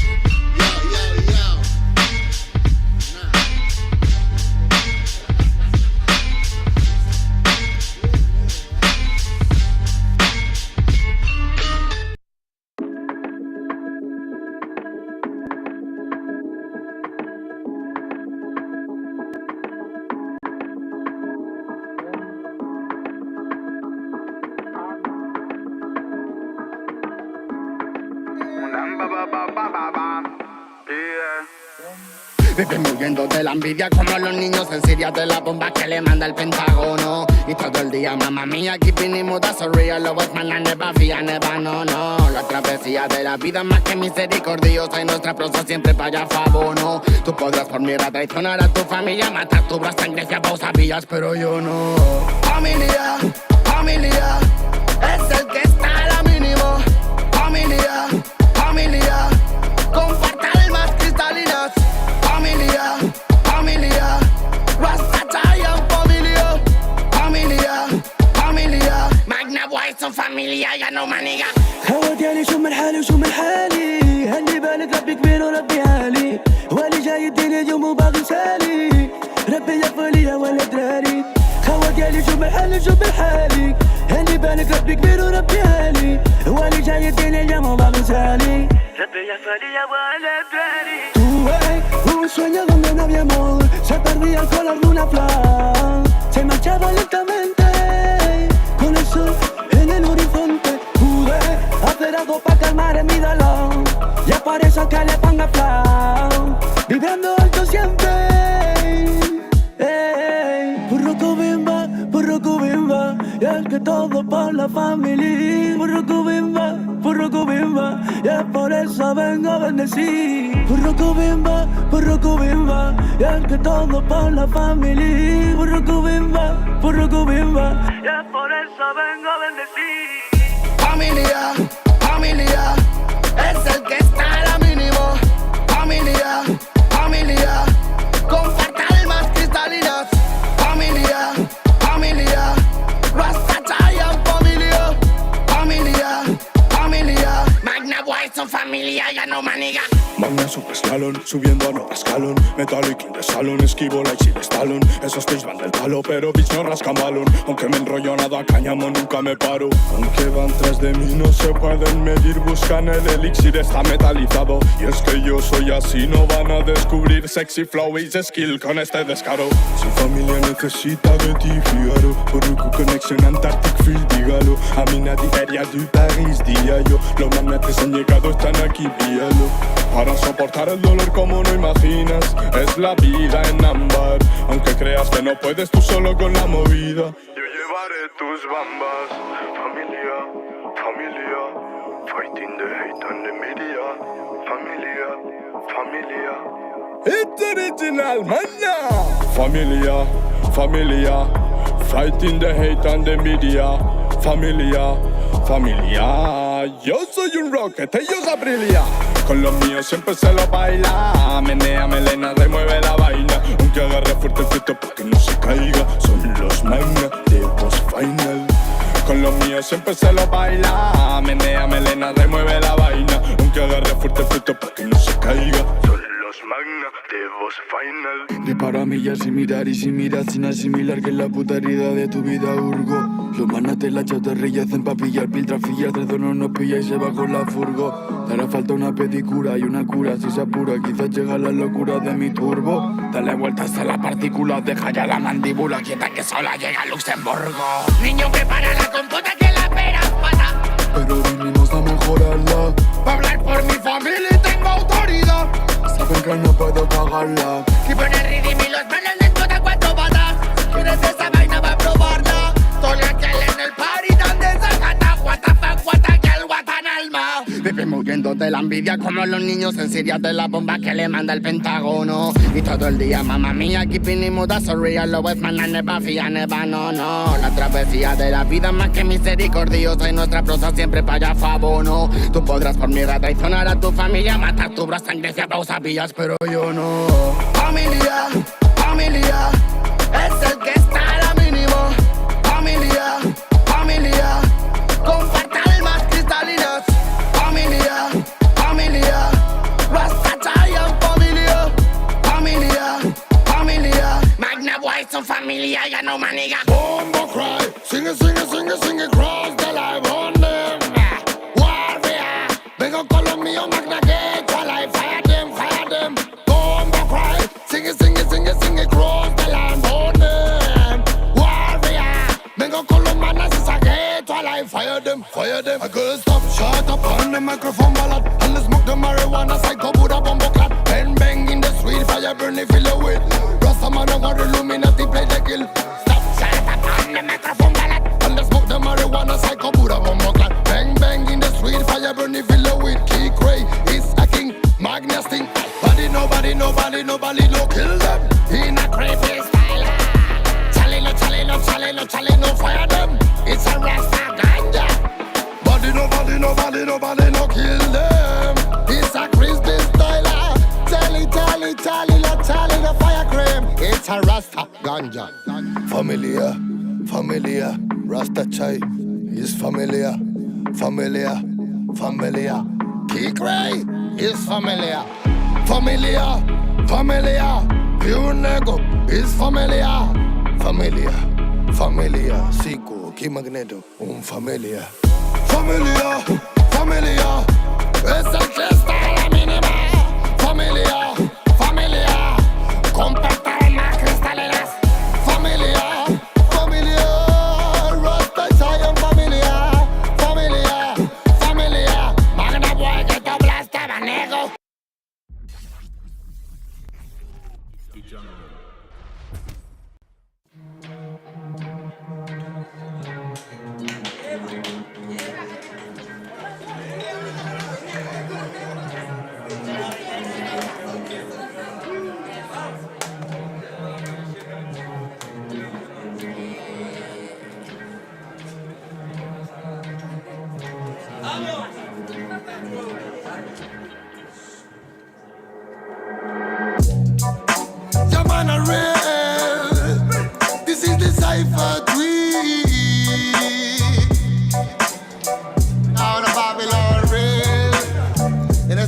Cabrón, traigo a los gangsters más gangsters de la zona. Y vengo con la familia gang. ¿Cómo dice? Llaman al rey. Traigo el mensaje puro y crudo para el momento. No palabras vanas que rompen los sentimientos. Lucharé y derribaré los muros del lamento. Pídeme pues te daré los sueños que están muertos. Nunca el demonio dio mensajes de amor, pero tampoco los dio el ángel que nos abandona. Quizás miremos diferente el reloj, pero tu cielo es el infierno donde el amor murió. Political violence, criminal physical redemption hasta cacacar el baile. Typical style, musical fraile. Muchas las promesas las que se han llevado al aire. Love and love and love. Siente verdad como doy mi corazón. No more, no more, no more. It's a reggae cypher. Feed the world. What time is it? Es de reventar el beat. Throw the tangle in the street. Reggae music on the hit. Romperemos las barreras que crearon para ti, pues llegaron los señores y la paz de nuevo aquí. What time is it? Es de reventar el beat. Throw the tangle in the street. Reggae music on the hit. Romperemos las barreras que crearon para ti, pues llegaron los señores y la paz de nuevo aquí. Fue que me brotaron alas y ganas de volar. En las buenas mi terreno lleno, en las malas solar. Un muro que decorar, mis hermanos me sirven de guía, mi estrella polar. Muerda los hilos, me duele hasta respirar. Solo quiero ver verdad. Sigo buscándome lejos de lo que piensas. Más fácil de lo que crees, el esfuerzo trae recompensas. Vale la experiencia si es intensa. No tires de la cuerda si está tensa. Miraban al ocaso con tristeza. Las estrellas devolvían con grandeza su mirar. Nos vimos floreciendo en la maleza. La belleza de las piezas y comienzan a encajar. Es de reventar el beat. Throw the tangle in the street. Reggae music on the hit. Romperemos las barreras que crearon para ti, pues llegaron los señores y la paz de nuevo aquí. What time is it? Es de reventar el beat. Throw the tangle in the street. Reggae music on the hit. Romperemos las barreras que crearon para ti, pues llegaron los señores y la paz de nuevo aquí. 51, 52, con un micro de bambú, más vueltas que Passepartout. Me siento en la old school. It's magnetic kung fu, it's a reggae magnatur. Por las almas sonrientes que acompañan a Zazú. En bambalinas y balú, son rimas de menú, no salidas de velour, pero calidez del sur. Homie, always lonely, but I feeling like a gangsta. 52, 53, a mí sí me ves venir, por eso me llaman King, ese fue mi devenir. De marchar o seguir, nunca tuve que elegir, la music me eligió a mí, no tengo nada más que decir. Saifa, Puniga, Loba, Grimble, Fire, Killerman, Smoker, Chusta, Feel Light, Rasta, Child Metal, Kimanes, Original a Reggae Saifa again. Interna en la villa del pingüino, de los Kalin en la antena y los que se encuentran dormidos zarandean tus emociones cual barril de vino, cosas feas quizás en tus ideas, pero aquí no, yo no atino, disparo sin mirar a todo aquel vampiro que el diente quiera hincarme, bro. Si lo digo, no es para pensar, sino para aclarar lo que de siempre estás pensando. Acaba el tan magnífico, imposible de torcer metal, so start my friend, yeah. Reggae warriors again, making connection after connection, my new world, reaching the freedom from them, me more.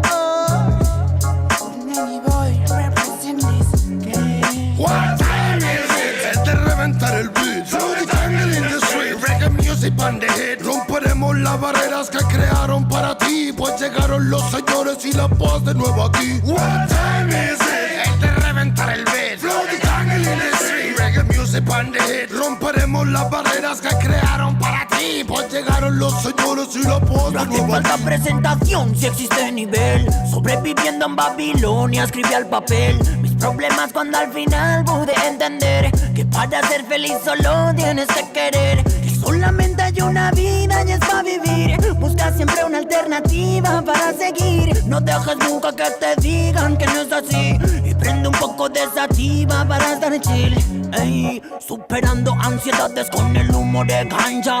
Manchas de un pasado trágico en la cancha. Seguimos siendo fuertes, su mierda no me engancha. Mientras otros esperando a que lleguen en lancha. No matter where you come, no matter where you come from. Solo importa que prestes atención a este sound.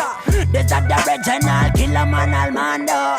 Oh, na, na, na. Mira, soy un warrior, sonido legendario. Disfruto cada segundo cuando me subo al escenario. Tengo fuego en los labios, sigo cual mercenario. Pasos de gigante y cora revolucionario. Siento que es necesario, suena el reggae en los barrios. Para que cale el mensaje y para salvar a los más sabios. Entre mi imaginario, que mocheques bancarios. Si vienes con la mala vibra, mejor bro, cambia tu itinerario. Ya, ya, ya, ya, ya. Cuando ruge el león suena la música real. Venimos con el ya, ya, ya, ya, ya. Sonido de guión es el sonido original. Ya, ya, ya, ya, ya. Reggae de corazón es el que se hace en unidad. Ya, ya, ya, ya, ya, ya, ya, ya. What time is it? Es de reventar el beat. Reggae music pan de hit. Romperemos las barreras que crearon para ti. Pues llegaron los señores y la paz de nuevo aquí. What time is it? Es de reventar el beat. Reggae music pan de hit. Romperemos las barreras que crearon para ti. Pues llegaron los señores y la paz de nuevo aquí. Y va de nuevo mi tono. Mexicano bandido, todo el barrio prendido. Siempre ando bien cuido, siempre poniendo ruido. Mexicanos al grito de guerra, yo defiendo mi tierra. No me dejo de nadie, yo cuido a los míos, mi raza se aferra. Soy mexicano, esa es mi bandera, yo la levanto por donde quiera. Verde, blanco, rojo hasta que muera. El barrio prendido ya quemó afuera. Soy mexicano, esa es mi bandera, yo la levanto por donde quiera. Verde, blanco, rojo hasta que muera. El barrio prendido ya quemó afuera. Me voy tendido, me voy empinando mi bote. Un poco mareado por la bebida y el borlote. Me tiene hasta la riata la gente con su mitote. Pero me despreocupo, me pelan todo el garrote. Me para la chota, ya es por mi apariencia. Que hay tantos delitos, que hay tanta demencia. Yo no cargo nada, no más mi presencia. Pinche puerco joto, atente a las consecuencias. Si no topa el boy en breve nos para en la calle. No puede salir uno conmigo porque ya hay detalle. No quiere que conteste, quiere que yo solo calle. Quiere mi dinero pero que chinga su madre. A la dica este sistema nos quieren ver abajo. Pero tumbar gente, quien les dijo que es trabajo. Puro chingar al indio, váyanse mucho al carajo. Loco no me rajo, lo bueno porque se armó la alianza más pesada del país. Todo el mundo ya conoce las rimas de estos MCs. Pa' ponerme más feliz, unos paisas de hachís. Mis paisas en el gabacho, bien truchas con la polis. Loco en Guanajuato, con los ojos bien tumbados. De coto con el quesada, rifando por todos lados. Atento si prendo un blunt en cabina cuando grabo. Represento Nuevo León, junto a mi carnal el Davo. Cuando voy pa' Jalisco, el pasado está olvidado. Con el perro de la C, bien grifo, pedo y enfiestado. Chécate mi banderón, unido como había soñado. Bien bajado ese balón, compa lefty bien bajado. Puro hip hop mexa, hasta que amanezca. Pásenme un mezcal y que no se apague la yesca. Ya saben que aquí andamos pilas pa' lo que se ofrezca. Si escribo estas rimas es pa' que se enorgullezca. Verde marihuana, blanca cocaína, roja la sangre que escurre de una nueva herida. Yo salí de la ruina, nunca se me olvida. Con disciplina y respeto sigo en siempre la movida. Ando bien high, la vida es un freestyle. Disfruta lo que hay, vivo entre el bien y el mal, carnal. Crazy life todo el día viendo live. Pinto tu barda con spray, lo que canto es real. Azules y rojas las sirenas que me persiguen. No suben pa' la virgen, salen todos cuando chifle. Mi barrio no lo pisen, que andamos todos grises. Maldito policía, no quiero que me revises. Prende la mota en canala o en hitter. Ando con mi flota y el dealer. Tenemos lo que se te ofrezca, tú nada más pide. Me dijo mi madre que de la envidia me cuide. soy mexicano, esa es mi bandera. Yo la levanto por donde quiera. Verde, blanco, rojo hasta que muera. El barrio prendido ya quemó afuera. Soy mexicano, esa es mi bandera. Yo la levanto por donde quiera. Verde, blanco, rojo hasta que muera. El barrio prendido ya quemó afuera. Ya, ábranse cabrones, llegó el mexicano partiendo sin necesidad de palanca. Todos jugamos en la misma liga, yo soy titular, tú ves desde la banca. Disfruto cada cosa que me pasa, colaboro y mi carrera se levanta. El mismo cabrón que antes no tenía nada se la pasa viajando y dice que canta. Por eso me caga enfermarme de la garganta. Pero aguanta, traigo mata natural y humo de planta. 2, 3 cabrones dando lata y yo haciendo más plata. De esto la vida se trata y pa' que sepas no es barata. MC Davo los desbarata con cada escalón que sube. Yo tuve la suerte de hacerme fama en YouTube. Hay 2, 3 raperos de antaño que me bajé de su nube. Los mandé pa' su casa y de premio hasta les pagué el Uber. Si alguien me tira es porque sabe bien que domino el negocio y quiere de mi parte. No quiero darlas de grande, pero si me tiras la neta me toca humillarte. Soy capitán, llevo el estandarte. Somos muy pocos los que hacemos arte. Este flow si es de Marte, tú dale like y comparte. México lindo y bandido, diario a Diosito le pido que me cuide a la familia si un día el cora ya no late. Estoy bendecido porque me cuidan los míos. Orgullosamente me exatamos locos de remate. Jaque mate, no hable de volar si viene gateando. La cosa por la frontera se pone violenta, no importa el rango. Toda la raza jalándole duro, si hay algo seguro es la muerte en donde ando. Sudor y la sangre en la frente, los de alzada controlando. Se roban la atención, ya saben quiénes son. Vatos locos con sazón como el de un corridón. No quiera tomarme el pelo si ando todo pelón. Levantando la bandera, viva México cabrón. Es el perrito de la selva. La bandera con un águila, Simón, mi tierra es esta. Me vale si mi piel o si mi acento les molesta. Acá jalan horas extras, nunca duermen la siesta. Están los que van pa'l jale y los que la viven de fiesta. Otros que en el pintón se tatúan de corazón. 3 colores en el pecho, morirían por su nación. Aunque su puto gobierno los puso en la situación de no terminar la escuela y terminar en la prisión. ¡Viva México, ladrones! ¿Qué hubo, les presidente? Ya saben que por mí policías chinguen a 20. Y ahí están mis 20 pa' la cagua. Aguas, que es tierra caliente de Chiapas hasta Chihuahua. Wow, wow, wow, yipi-yo, yipi-yucas. Buenas, Montequín, Aguas, Tijuas y San Lucas. San Luis Potoyes, Mataulipas, La Puebluca. Dime si o no, loco, acá tienen lo que buscas.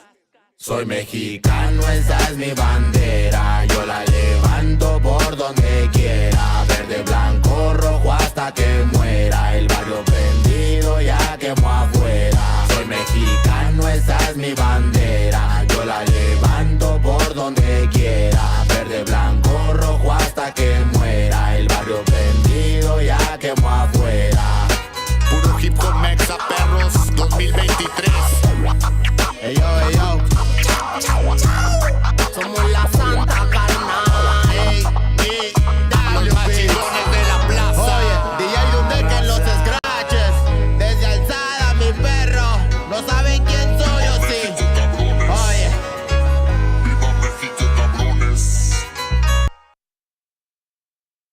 I used to believe that if I was good to people, they'd be good to me. That if I showed loyalty, I'd get the same in return. But life doesn't work that way. Some people will take your kindness for granted. They'll mistake your patience for weakness. They'll use you, drain you, and then act like you never existed. And I've learned that the ones who truly matter will never put me in a position where I have to question their intentions. So I stopped chasing. I stopped explaining. I stopped trying to prove my worth to those who were too blind to see it. Now I move differently. I protect my peace. I choose my circle carefully. And I never, ever beg for a place in someone's life. Because at the end of the day, I'd rather walk alone than be surrounded by fake love.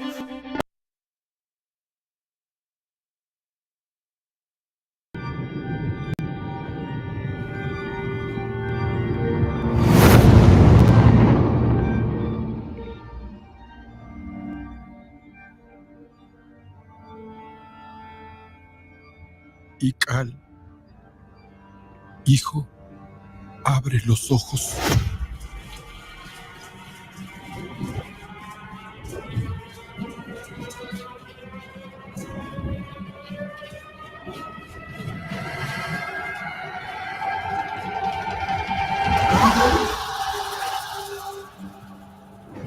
Tu cuerpo se queda con nosotros pero tu espíritu debe seguir.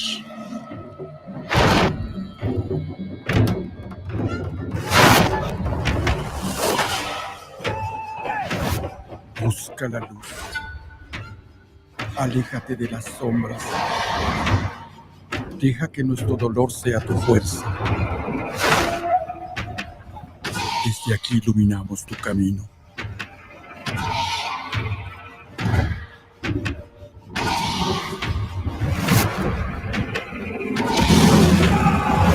Lucha como nosotros ante esta pena tan grande.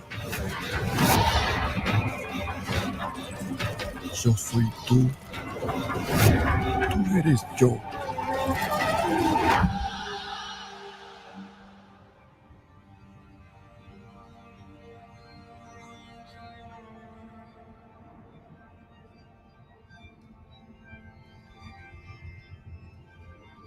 La muerte que hoy nos separa, mañana volverá a unirnos. Eres libre, hijo.